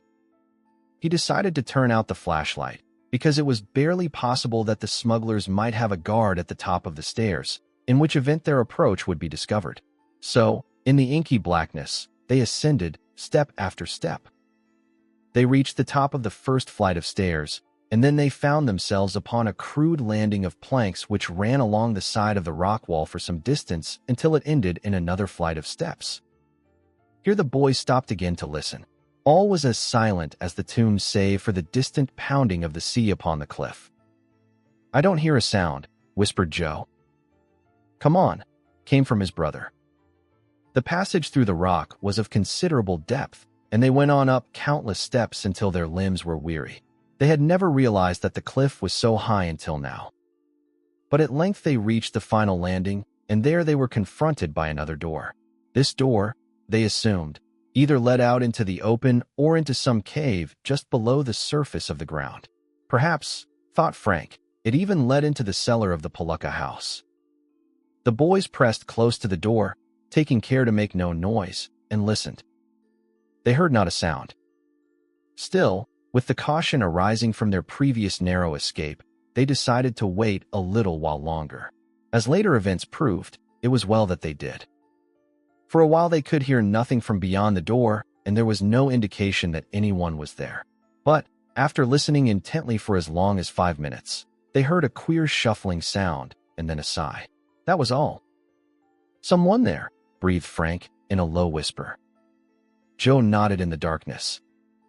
They did not know what to do. It seemed apparent that there was someone beyond the door, possibly a sentry. If there was only one man, it might be possible to attack him and disarm him, although it was scarcely possible that they could do this without noise and without attracting the attention of the smugglers.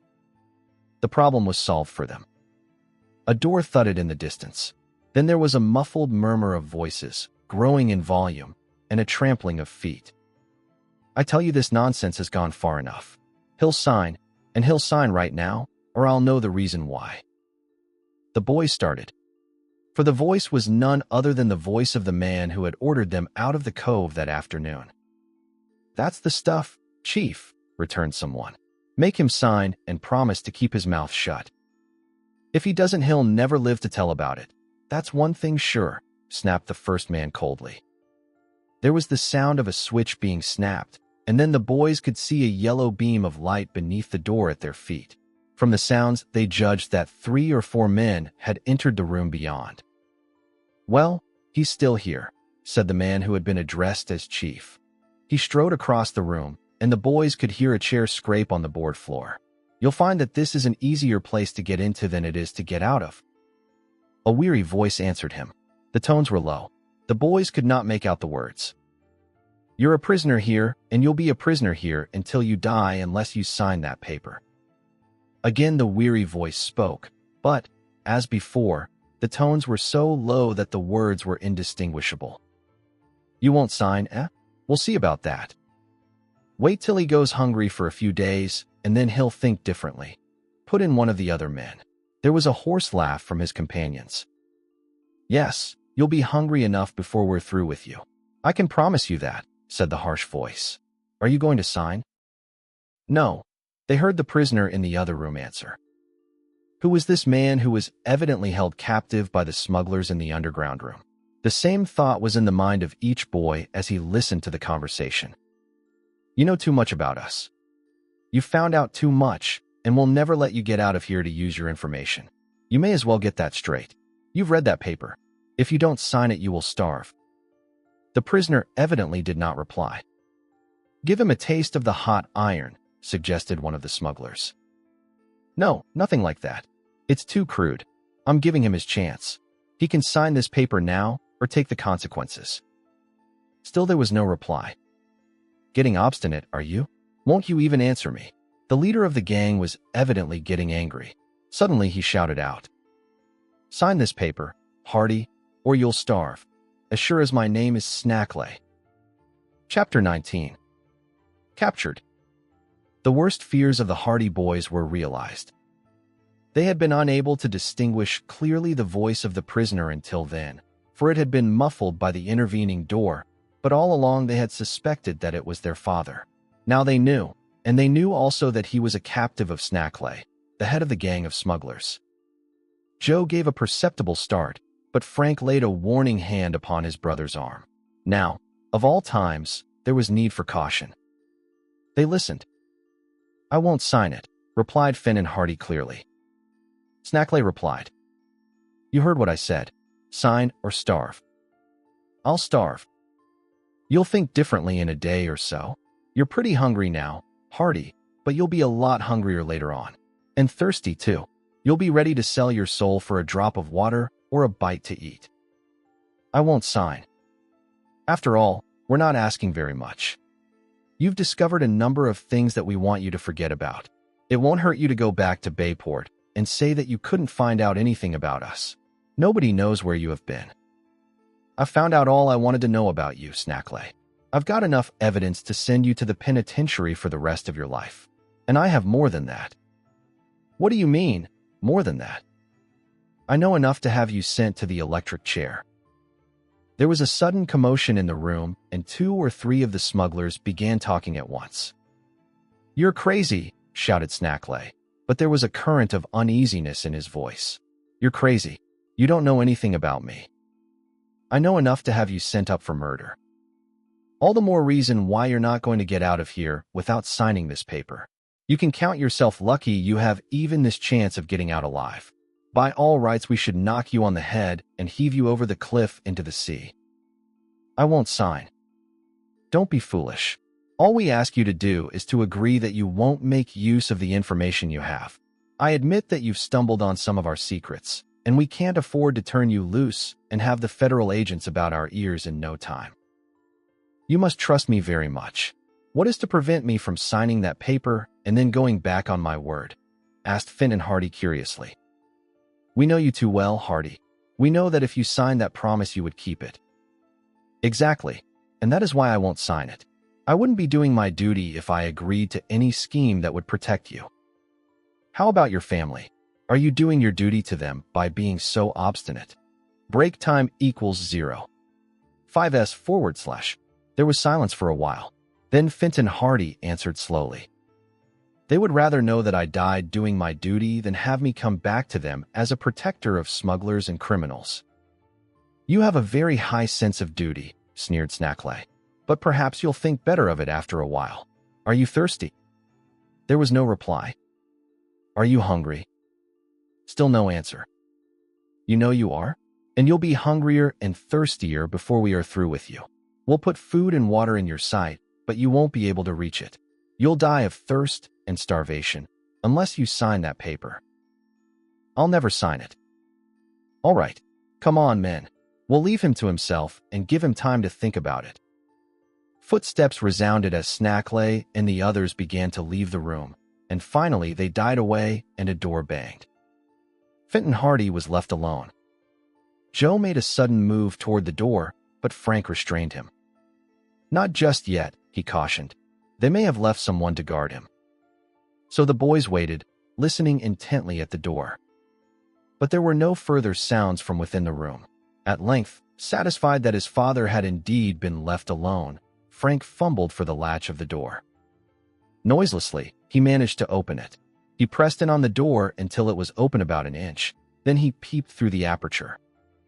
He found himself on the threshold of a sort of cellar, a damp and moldy chamber, of about the same size as the storage room in the heart of the cliff, with the difference that whereas the first room was a cave in the rock, this place had been dug out of the earth. It was floored with planks, and a lone electric light cast a yellowish illumination over the scene. There was a crude table and a few chairs, while in one corner stood a small camp bed. On this bed, he spied his father. Fenton Hardy was bound hand and foot to the cot, so tightly trussed up that he was unable to move more than a few inches in any direction. He was lying flat on his back, staring up at the muddy ceiling of his prison. On a chair beside the cot was a large sheet of paper, presumably the document the smugglers were asking him to sign. The detective did not hear the door open. As Frank looked at him, he was conscious of a change in the appearance of his father, a change that shocked him extremely.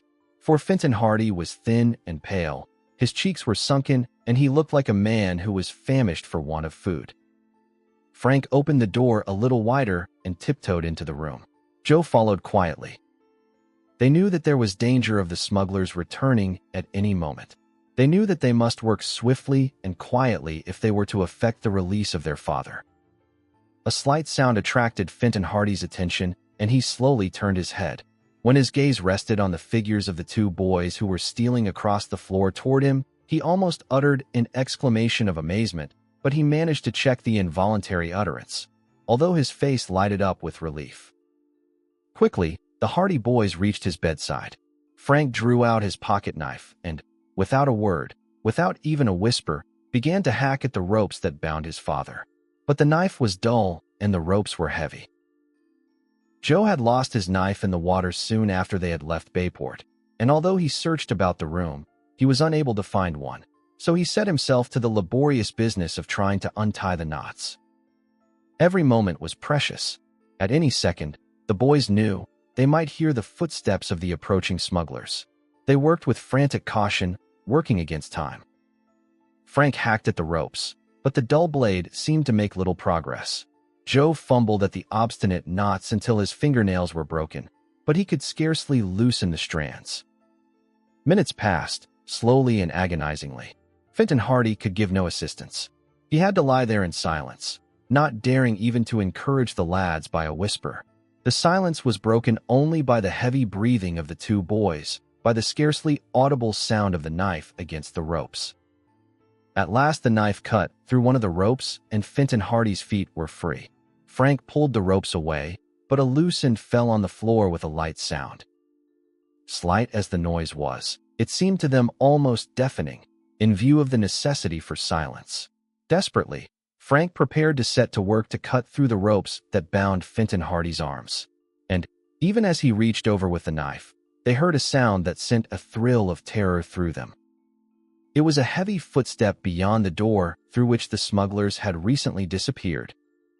Someone was approaching the underground room. Frank strained at the knife, but the ropes were stubborn. The dull blade made little impression at first, but at last the rope began to give, and finally, as Fenton Hardy gave a mighty effort, it snapped, and the detective was free. But the footsteps on the stairs had drawn nearer, and it was followed by others. The smugglers were returning. "Quick!" whispered Frank as he flung the ropes aside.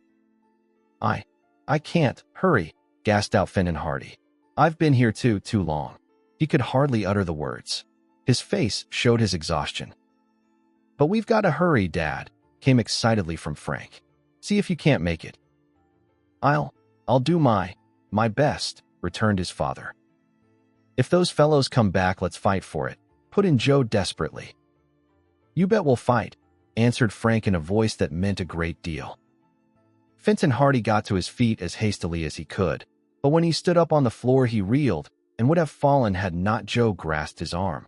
He had been lying bound to the cot for so long, and he was so weak from hunger that a fit of dizziness had attacked him. It soon passed, however, and the three hastened toward the door through which the Hardy boys had entered. But the smugglers were very close now.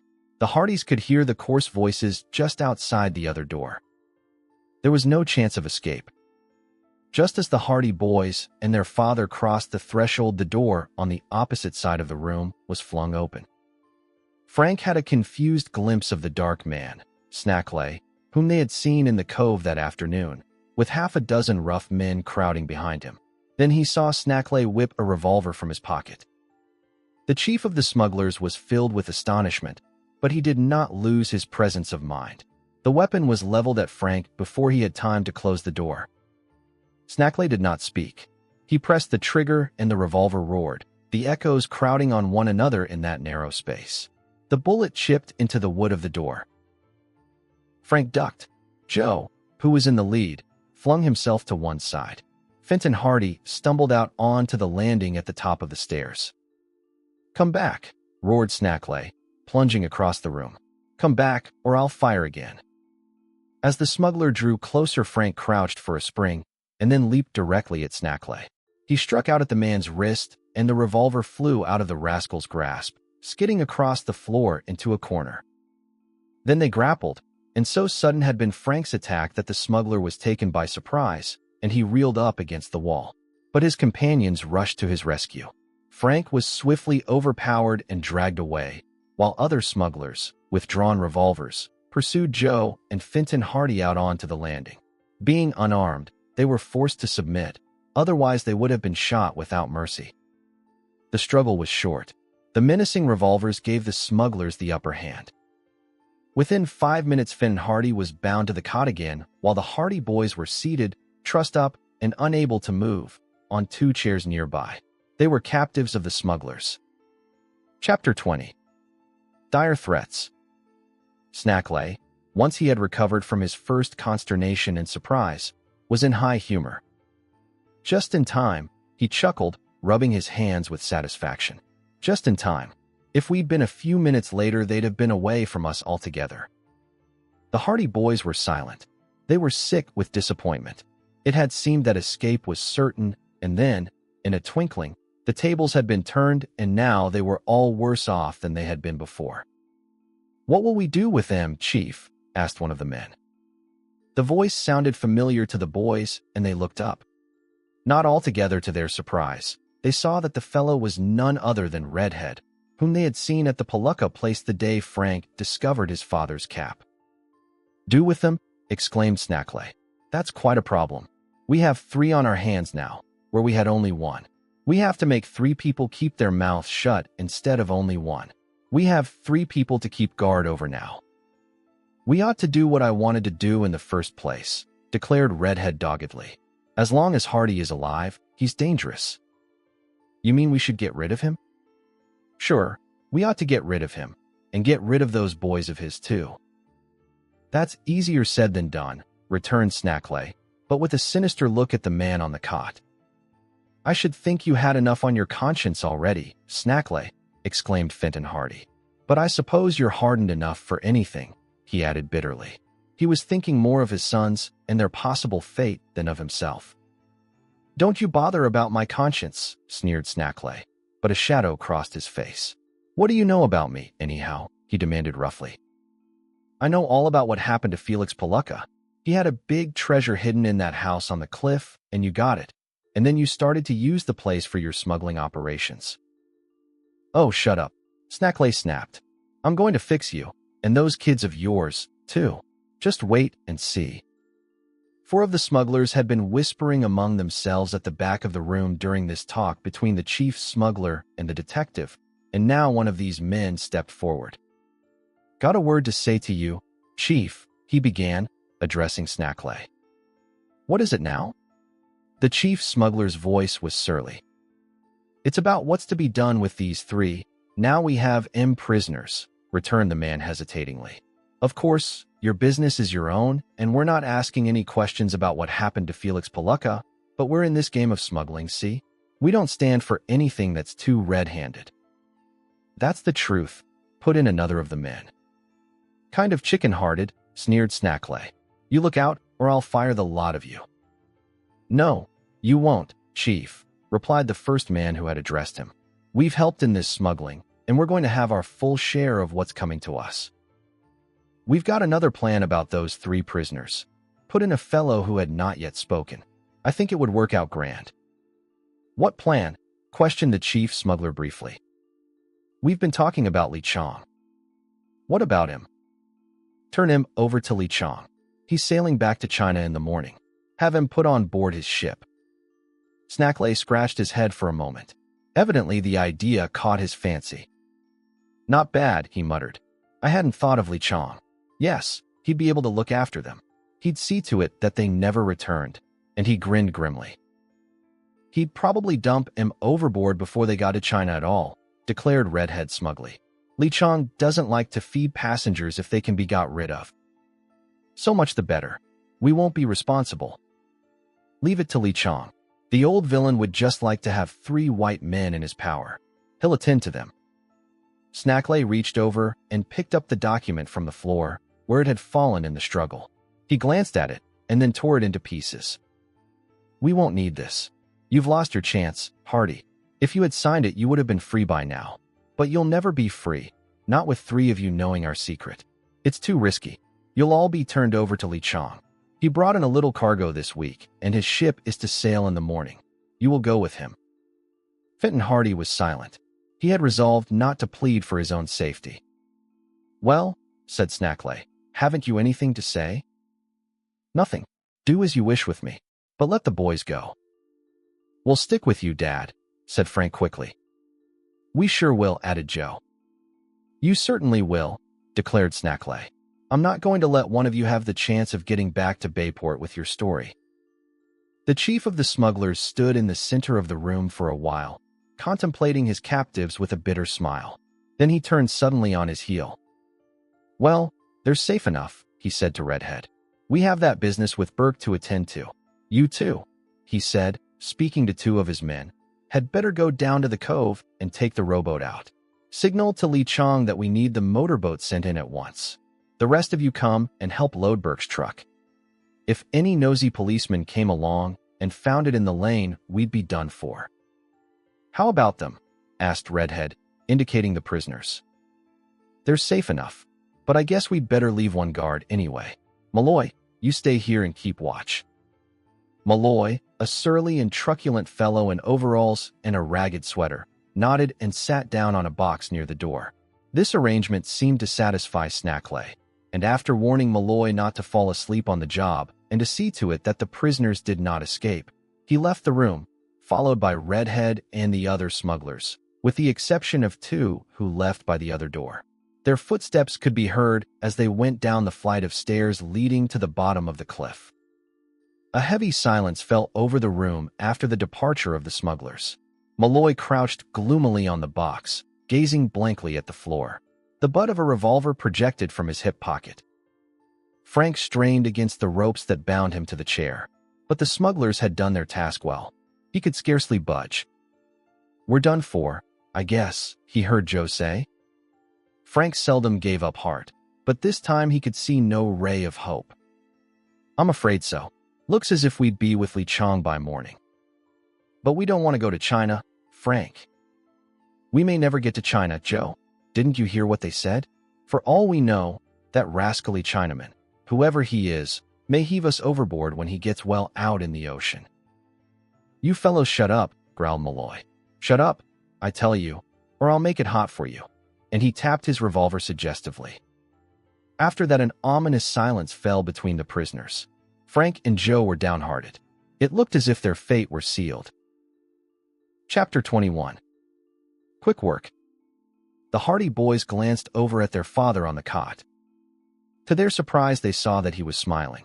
Frank was on the point of asking him what he found in the situation to smile at when he caught a warning glance. He looked over at the guard. Malloy was not bothering with the prisoners. He was not even looking in their direction. Instead, his head was already beginning to nod, as though he were going to sleep. Snackley had made a poor selection when he chose Malloy as guard. The man had been up the entire previous night helping bring in the shipment of smuggled goods from Li Chang's vessel, and he had had no sleep that day. He was very tired. Sleep stole upon him without his being aware of it. Several times he straightened up and rubbed his eyes, but eventually he would bow his head again and give in to the luxury of a little doze. In the meantime, Mr. Hardy was busy. He had profited by his previous experience. When the smugglers seized him and attempted to tie him to the bed for the second time, he had made use of a trick frequently employed by magicians and professional escape artists who guarantee to escape from ropes and straitjackets. He had expanded his chest and held his muscles rigid, keeping his arms as far away from his sides as possible, so that later, when he relaxed, he found that the ropes did not bind him as tightly as his captors had intended. This gave him a small leeway. He found that the ropes were especially slack about his right wrist, so he began to work laboriously to free himself. For a long time he thought it would be impossible, and the rope chafed his wrist, but at last he managed to slide his hand free. Joe and Frank watched this performance with amazement, and new hope came into their eyes as they saw their father slowly groping for one of the knots. The detective fumbled at it for a while. It was slow work, for he had but one hand free, but in their haste the smugglers had not tied the knot as firmly as they should, and before long Finn and Hardy had loosened it to such an extent that soon the ends of the rope fell away. His arms were now free, so he braced himself against the sides of the bed and struggled to release his feet. They had not been bound so securely, being simply tied down under one strand of rope about the cot, and after silently struggling for a few minutes, he was able to work his way free. The detective's next move was to take off his boots, which he did swiftly and quietly, placing them noiselessly on the bed. Then he crept out onto the floor and began to steal over toward the guard. Malloy was half asleep, but the detective had not gone more than 2 yards before a slight sound, a slight creaking of the floor, warned the guard that something was amiss. He turned, blinking. A look of intense amazement crossed Malloy's face, and he opened his mouth to yell for help, but Fenton Hardy leaped across the intervening space and hurled himself upon the smuggler before the guard had time to utter more than a muffled gasp. He clapped one hand over Malloy's mouth and bore the guard to the floor, where they rolled over and over in a desperate and silent struggle. Although Fenton Hardy was weakened by his imprisonment and privation, and although the smuggler was strong and wiry, the detective had the advantage of a surprise attack, and Malloy had no time to collect his faculties. Joe and Frank watched the battle in an agony of suspense. It was, they knew, their last hope. Fenton Hardy still kept his hand over the other man's mouth, although Malloy was gasping and gurgling and making frantic efforts to call out for help. The detective dug his knee into Malloy's stomach, and when the smuggler tried to wriggle out of the way, he snatched for the revolver. Their hands closed about the butt of the weapon at the same instant. The struggle was short and bitter. Malloy tugged at the revolver, trying to draw it from his pocket. Fenton Hardy dug his knee sharply against the man, and Malloy loosened his grasp with a groan of pain. The detective snatched the revolver free and then flung himself back, leveling the weapon at Malloy. "Not a word out of you," he whispered. Malloy's hands rose in the air. He did not utter a sound. He was sitting helplessly on the floor, his mouth opening and closing as he painfully drew breath. He was beaten. The detective spied a knife in a leather sheath at the smuggler's belt, so he reached forward and seized the weapon. Then, still keeping Malloy covered with the revolver, he walked slowly backward until he reached Joe's side.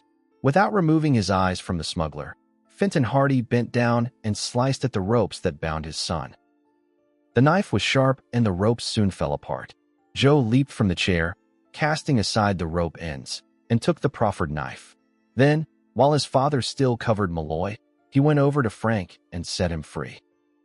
Still without saying a word, Fenton Hardy motioned toward the bed and indicated by signs that the smuggler was to lie down on the cot. A gesture of refusal on the part of Malloy was met by a vigorous forward thrust of the revolver, and the smuggler hastily retreated. The ropes on the bed had not been cut, so they were still available for trussing up Malloy just as Mr. Hardy had been bound. The boys did the job with neatness and dispatch, and they even gagged the smuggler with his own handkerchief and one of the ropes from the chairs. Within 5 minutes, their erstwhile guard was lying helpless on the bed, bound hand and foot and gagged so firmly that only a muffled and subdued muttering escaped him. "What now?" asked Frank in a low tone. "We can't go out by the cove," replied his father.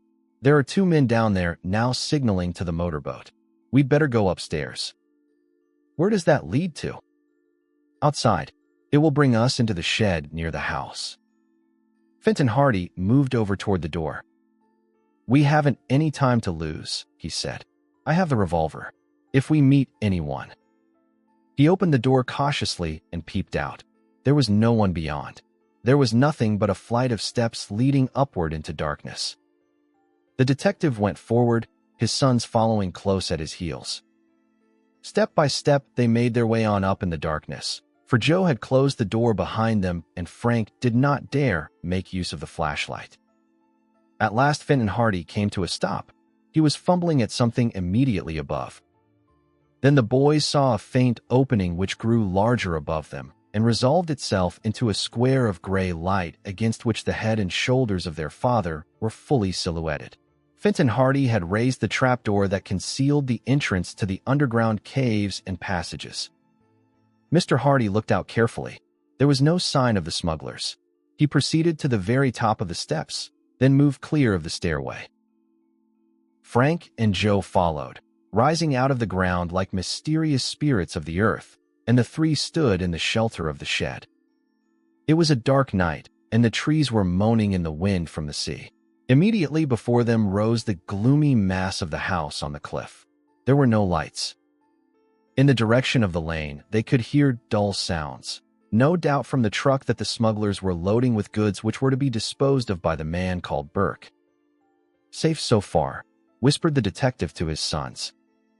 They moved out of the shed, after closing the trapdoor, and stood in the shadows.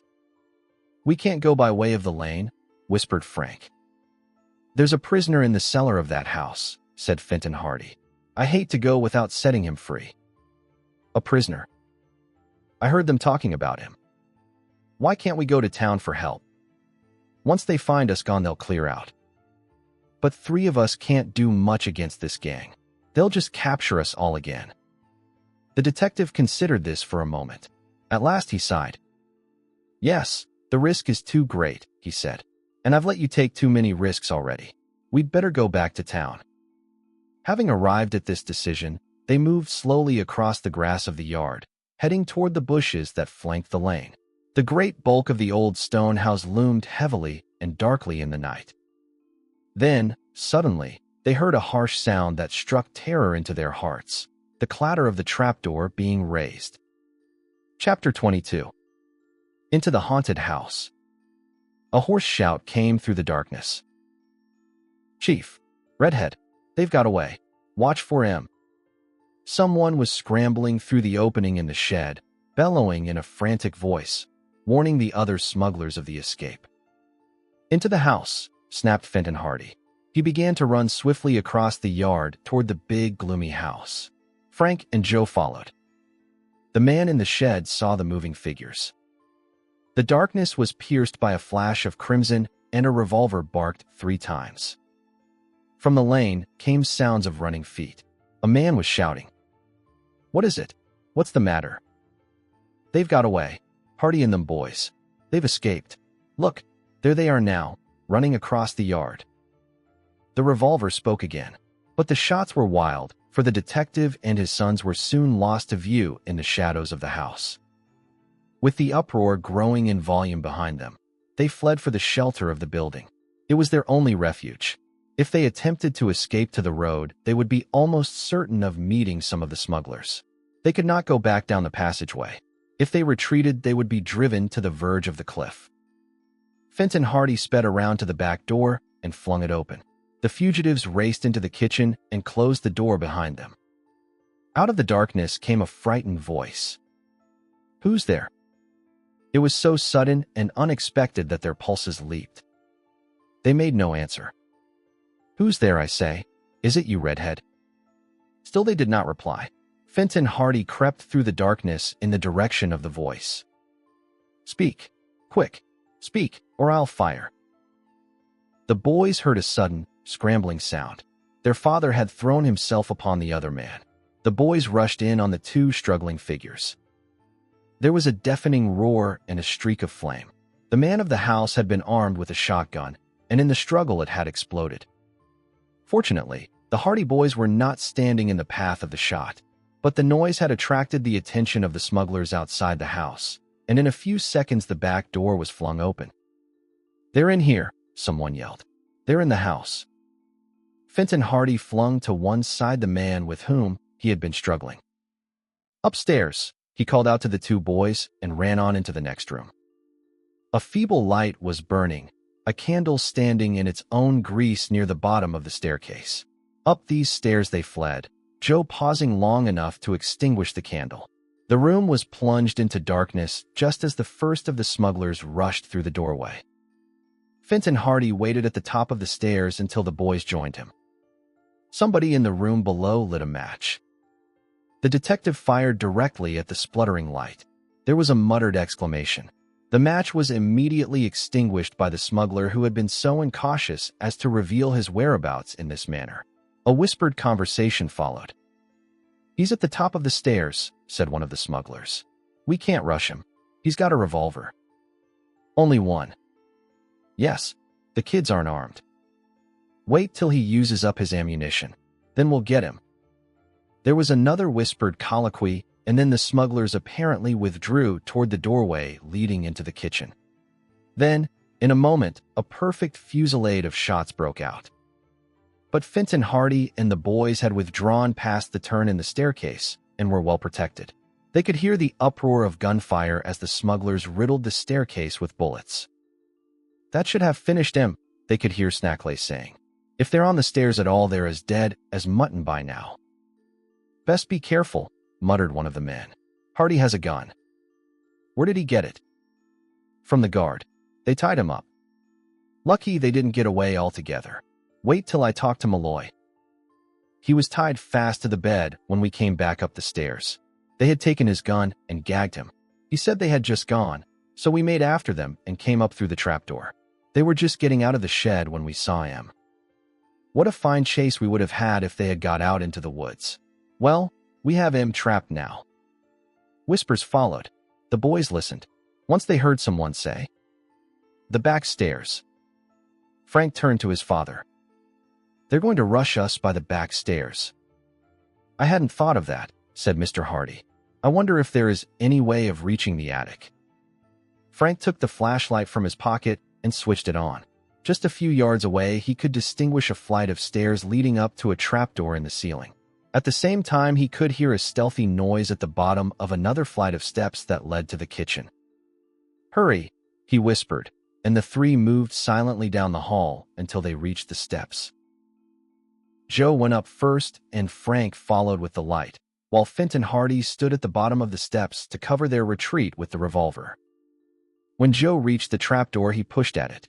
At first it proved stubborn and would not open. There was an anxious moment while he strove to force it open, but in spite of all his efforts, it would not budge. "What's the matter?" asked Frank from below. "It won't open." Frank went on up the few remaining steps and added his efforts to those of his brother. Together they shoved at the trapdoor, and at last it moved, then opened, falling back with a loud crash. There was a yell from the stairs. "Hurry up, men. They're getting into the attic." A rush of thudding footsteps followed as the smugglers raced up the steps. Joe scrambled through the opening, and Frank followed.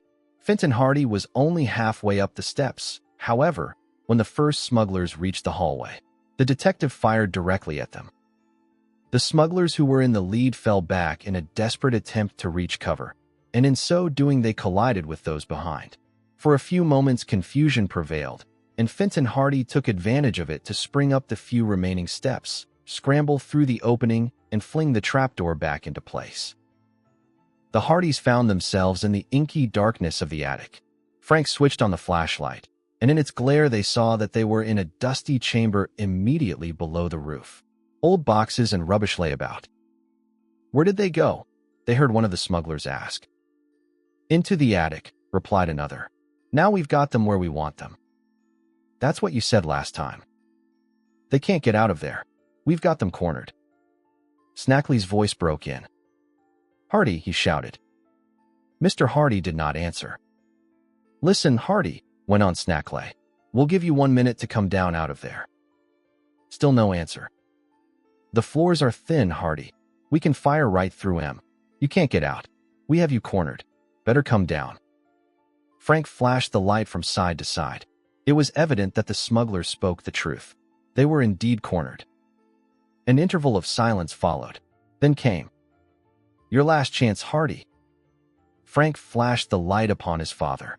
Mr. Hardy was inspecting the chamber of the revolver.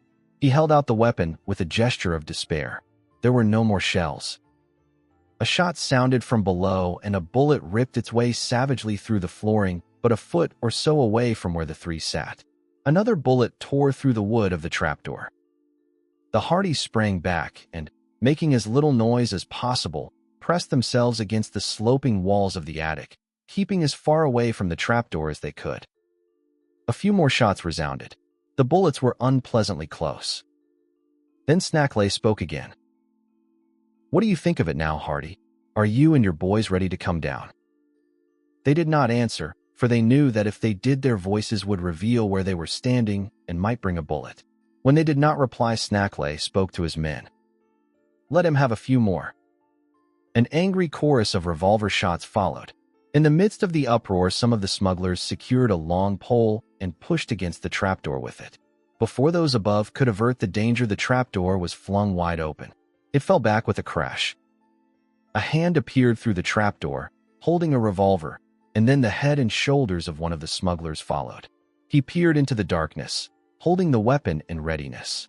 Someone had switched on a light in the hall so that the man's figure could be clearly seen.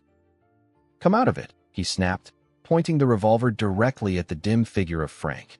Come out of it, or I'll shoot. Further resistance was useless. With sinking heart, Frank advanced toward the edge of the opening in the floor, while Joe and Fenton Hardy followed, with arms upraised. The smuggler backed his way down the steps, still keeping them covered, until he reached the bottom of the stairs. The Hardys descended, conscious of an array of leveled revolvers that covered every movement. They saw Snackley standing in the forefront of the crowd. They were captured again. Chapter 23. Rescue. Snackley stepped forward.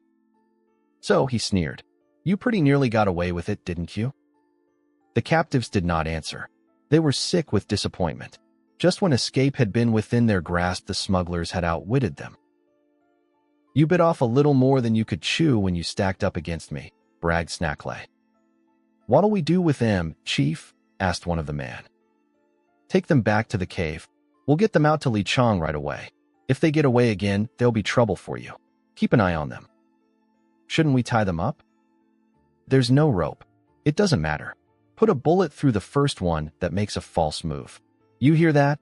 He said, turning to Fenton Hardy. The first one that tries to escape gets a bullet through him. The three were surrounded by the smugglers.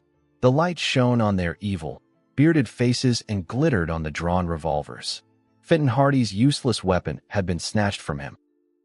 Downstairs, snapped Snackley. Get downstairs with you.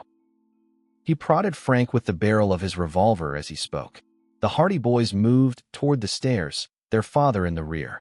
One of the smugglers went ahead in case the prisoners should by chance make some desperate break for freedom. When they reached the lower room, they paused while the man ahead lit a match. The electric light had been broken. Hardly had the match flared than there came the sound of thudding feet through the kitchen, and the back door banged noisily. Someone rushed into the room, gasping for breath. The light revealed him to be another of the smugglers. Police, he exclaimed in terror. They're coming down the lane. A babble of voices followed. The smugglers came tumbling down the stairs in their haste. With one bound, Snackley leaped forward and seized the man by the collar. What? He exclaimed. What's that you say? Police. Down the lane, gasped the man. They came down the road in a car, and they're closing in on the house. I saw them. With a yell, Snackley flung the man to one side. "Down into the cave," he roared. "Quick!" Confusion prevailed. In the resulting uproar, the match went out, and the room was plunged into darkness. Frank resolved on a daring move. He was standing directly beside one of the smugglers, and as soon as the light went out, he sprang at the fellow, dashing the revolver from his grasp. It clattered on the floor. "Help!" roared the fellow as they grappled together. Fenton Hardy had also been watching for his chance, and he sprang through the darkness at Snackley. He collided heavily with the chief of the smugglers, and they rolled on the floor in a desperate struggle. It was impossible to distinguish friend from enemy in the darkness. Joe plunged into the midst of the surging figures, and his fist smashed against the face of one of the smugglers, who gave a howl of pain. Then, outside the house, another uproar burst forth. Someone was banging on the front door. Men could be heard shouting to one another. Snackley made a desperate effort and managed to get to his feet. He struck out with both fists and managed to break free from the detective. He whirled to one side, stumbled out into the kitchen, and then reached the back door. He flung the door open. Almost instantly, a dark figure appeared in the doorway. It was the figure of a man in the uniform of a state trooper with drawn revolver, and Snackley shouted the warning to the smugglers in the other room. "The police!" he roared. "Every man for himself. Make your getaway." The trooper shot through the doorway at him, but Snackley dodged to one side. There was a rush of footsteps from the other room as the rest of the smugglers raced out into the kitchen. The officers tried to hold them back, but they were too many for him, and he was hurled against the wall. Utter confusion prevailed. The place was in absolute darkness, and out in the yard shots, shouts, and hoarse imprecations mingled in an indescribable uproar. One of the smugglers managed to reach the shed. He flung open the trapdoor and descended the steps. Some of his companions followed, and in the darkness and excitement their escape was unnoticed. Half a dozen police officers were in the yard. They had been attracted to the house by the sound of the shots when the Hardys were pursued by the smugglers, and they had planned to surround the place. They would have succeeded in capturing the entire gang had it not been for the man on guard outside. Back in the living room of the house, Frank was still struggling with his antagonist. The man was strong and heavy, a rough-and-tumble fighter, and the boys soon found that he had his hands full. They struggled desperately in the darkness, the smuggler frantic with the fear of capture. Frank grimly resolved that the man should not get away. Fenton Hardy headed toward the door leading into the kitchen. Just then a figure brushed by him. He made a grab for the man, but the fellow evaded him and raced toward the other side of the room. The detective gave chase. The fugitive kicked open a door and ran toward the front of the house. Mr. Hardy could follow him quite easily by the sound of his footsteps. The fugitive scurried into a front room and banged the door behind him. Mr. Hardy launched himself against the door, which had a lock that snapped when the door shut. For a moment he was balked. Then he stepped back a few paces and rushed at the door, plunging against it with his shoulder. The woodwork splintered. Another rush, and the door fell open. The detective reeled into the room. His fugitive had disappeared. But the room was faintly lighted, as there was a wide window, and in the gloom the detective could see a dark patch in the floor. It was a trapdoor leading evidently to the cellar. He went down through the opening, finding a flight of stairs which he descended. He could hear footsteps receding through the darkness, but he made his way across the uneven floor of the cellar. The detective stopped and listened. He heard the hurrying footsteps as the smuggler went on to the far end of the cellar. Then, to his great surprise, he heard a voice. In the distance, he saw a faint glow of light. Then he saw that the cellar was divided into two parts and that the fugitive had entered a small room. He crept closer. "What's happening?" he heard someone say in a weak voice. "Everything," snarled a voice which he recognized as that of Snackley. The detective's heart leaped. "Everything is happening. The police are here." "The police?" "Yes, the police, state troopers, federal officers and all. But don't think you're going to have a chance of squealing on us. I'm going to fix you, as I should have done a long while ago." The other voice rose, replete with terror. No, you won't do that, Snackley. Let me live." Fenton Hardy crept swiftly over to the door. He saw Snackley standing by a small cot in a cell-like room. On the cot crouched a haggard man whose hands were handcuffed behind him. His feet were shackled to one leg of the iron cot. Snackley, with a grim look of cruelty on his face, was raising a heavy club he had picked up. There was no time to lose. The detective sprang through the doorway. He plunged at Snackley just as the smuggler raised the club to strike. Snackley reeled against the wall, with Fenton Hardy at his throat. Desperately, the smuggler tried to raise the weapon, but the detective had seized his wrist. They swayed to and fro, stumbling about on the muddy floor. Mr. Hardy had the advantage in that he had taken Snackley by surprise. He pinned the smuggler against the wall, twisting his wrist. The club fell to the floor. Snackley plunged forward and they lost their footing, rolling about in the mud. Suddenly, Fenton Hardy wrenched his arm free, sprawled over, and managed to seize Snackley's revolver. He pressed it against Snackley's side. The smuggler gave in. He flung his arms above his head. "I'm licked," he muttered sullenly. They got slowly to their feet, Fenton Hardy keeping a watchful eye on the captive. Upstairs they could hear the uproar continuing as the police still gave battle to the smugglers. "Upstairs," snapped the detective curtly. Without taking his eyes off Snackley, he said to the man on the cot, "We'll come back for you later, Mr. Jones." Chapter 24. The Roundup. The Hardy boys, in the meantime, were in the thick of the struggle. Frank fought desperately with the smuggler he had assailed in the living room of the house, while Joe raced across the yard toward the trapdoor leading to the underground caves. He found that although 3 of the smugglers had been captured by officers in the yard, and that as many more were fighting to escape, none of the police had as yet learned of the trapdoor down which some of the men had disappeared. With a shout to a nearby officer who had just succeeded in clapping the handcuffs on one of the smugglers, Joe made his way down the stairs. He heard the officer running over to the edge of the trap and saw the gleam of the flashlight.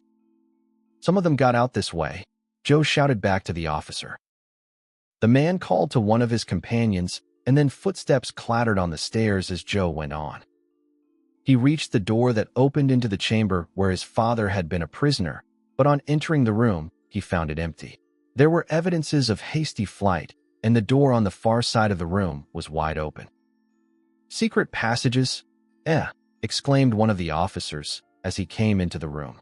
He was a state trooper in uniform.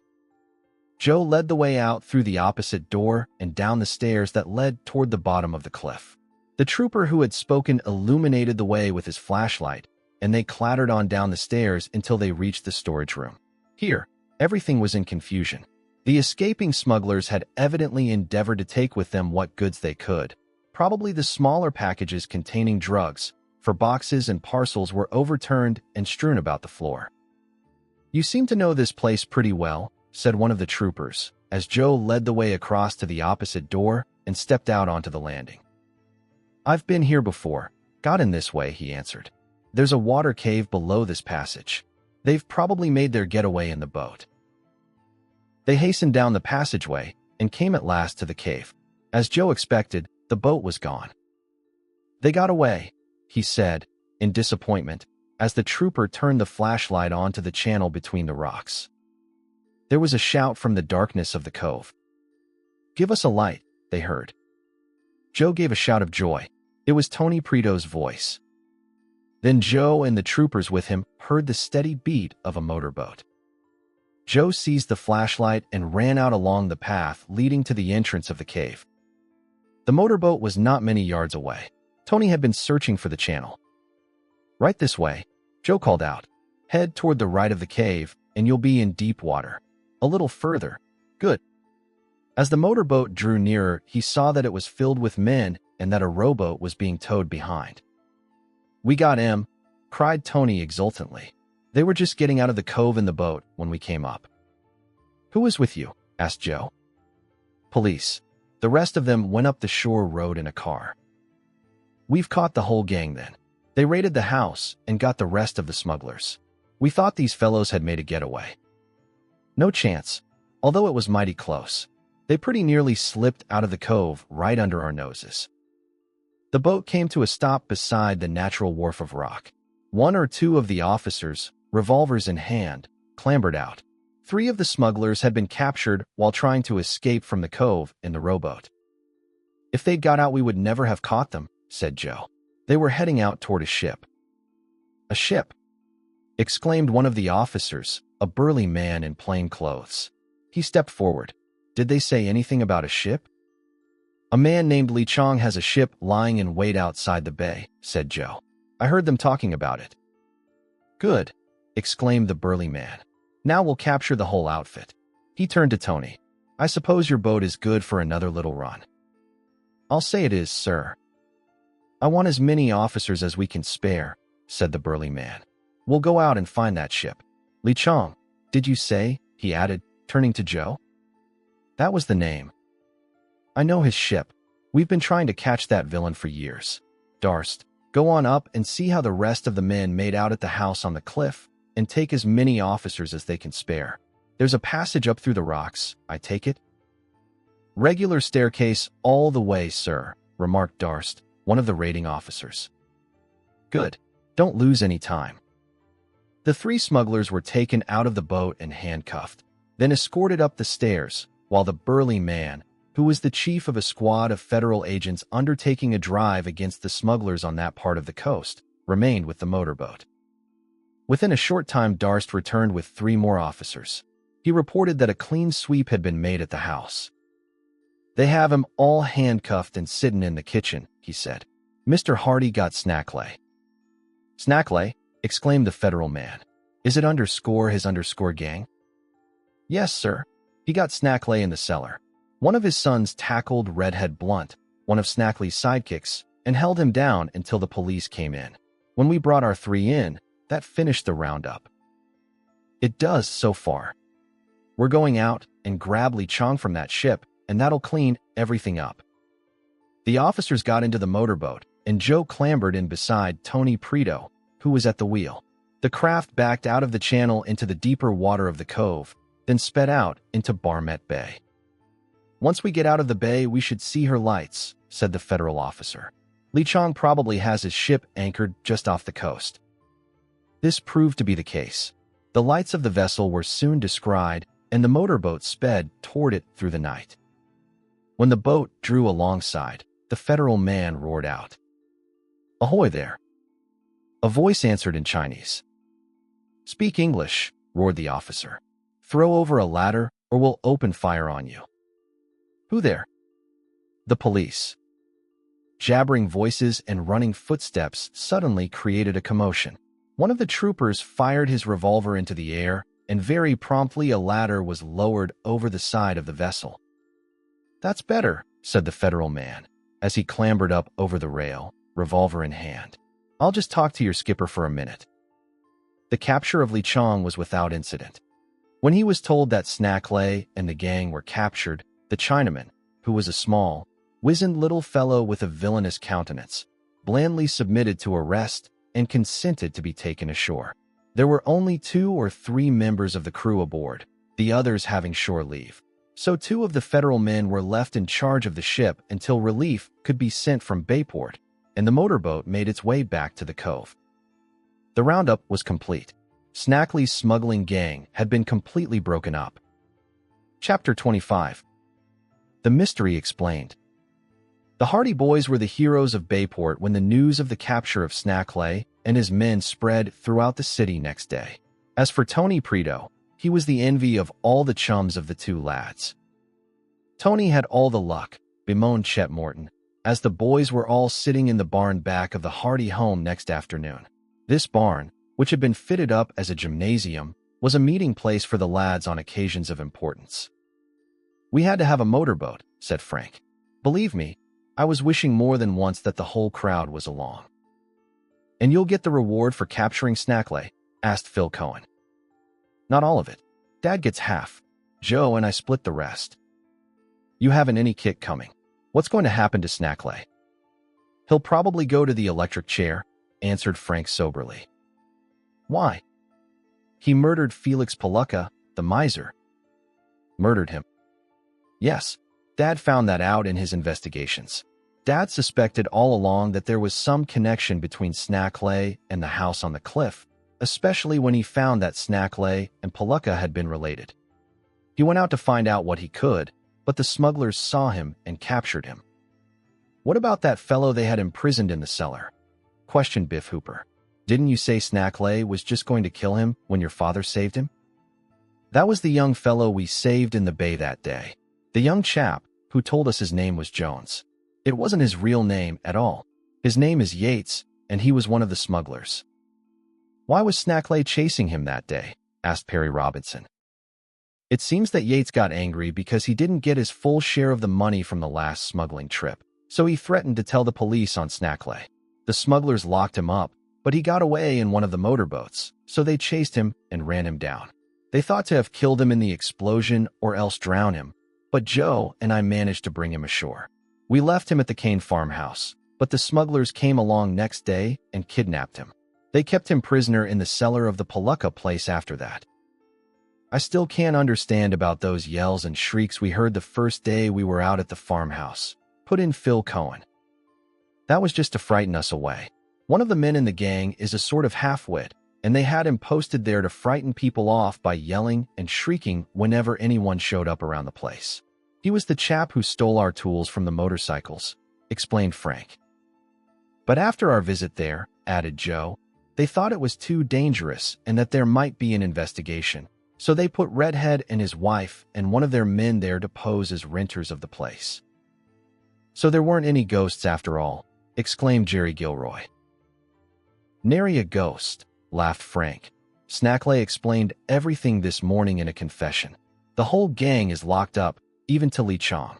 Yates, the young fellow they had kept prisoner so long, told the whole story first. He turned state's evidence and told how long the smuggling had been going on, how Snackley had made use of the house on the cliff after killing Palooka, how he fixed up the tunnels in the cliff. He told everything. It seems that Palooka had the smuggling idea in the first place, and he spent years fixing up those caves and tunnels. When everything was ready, he called in Snackley, but Snackley didn't like to share with anyone who had a right to a voice in the affair, so he killed the old man, took his money, and brought the smuggling gang in there. Yates told all that. He told so much of it that Snackley saw there was no use bluffing any longer, so he admitted the whole story. Gosh, sighed Chet.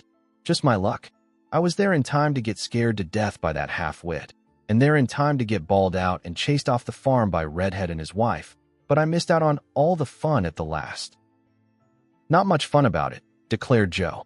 It didn't seem funny to us when the smugglers caught us in the cave just as we were getting Dad free. And it wasn't any fun hiding in that attic with the bullets coming through the floor, 19 to the dozen, added Frank. I thought every minute was going to be my last. No, I guess it wasn't any too funny then, admitted Chet. You deserve every cent you get out of the reward. We'll treat the whole gang to a feed as soon as we collect, Joe promised. We, shouted Chet, turning a handspring. Now you're talking. The Hardy Boys kept their word. Soon after they had received their share of the reward, which was presented to them with many glowing words and congratulations from the federal authorities who had long been trying to put Snackley behind the bars, they gave a dinner in the barn that eclipsed any similar feed in the history of Bayport. I hope the Hardy Boys solve a mystery every week, said Chet, as he confronted his third dish of ice cream. And I hope they celebrate every success the same way. The Hardy Boys were not destined to solve a mystery every week, but it was not long before they were plunged into a maze of events which were fully as exciting as those which led to the finding of the Tower treasure and those that followed their first visit to the house on the cliff.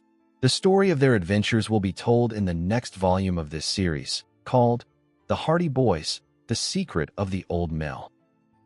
Tony Preto, conscious of the envying glances of the other lads because he had participated in the eventful climax to the mystery of the house on the cliff, scooped up the last of his ice cream and said, Once I wanted my father to buy an automobile, and he bought a motorboat instead. Now he wants to sell the boat and buy an automobile. Just let him try it. That boat gave me more fun in one day than I'd ever had since we came to the States. The end.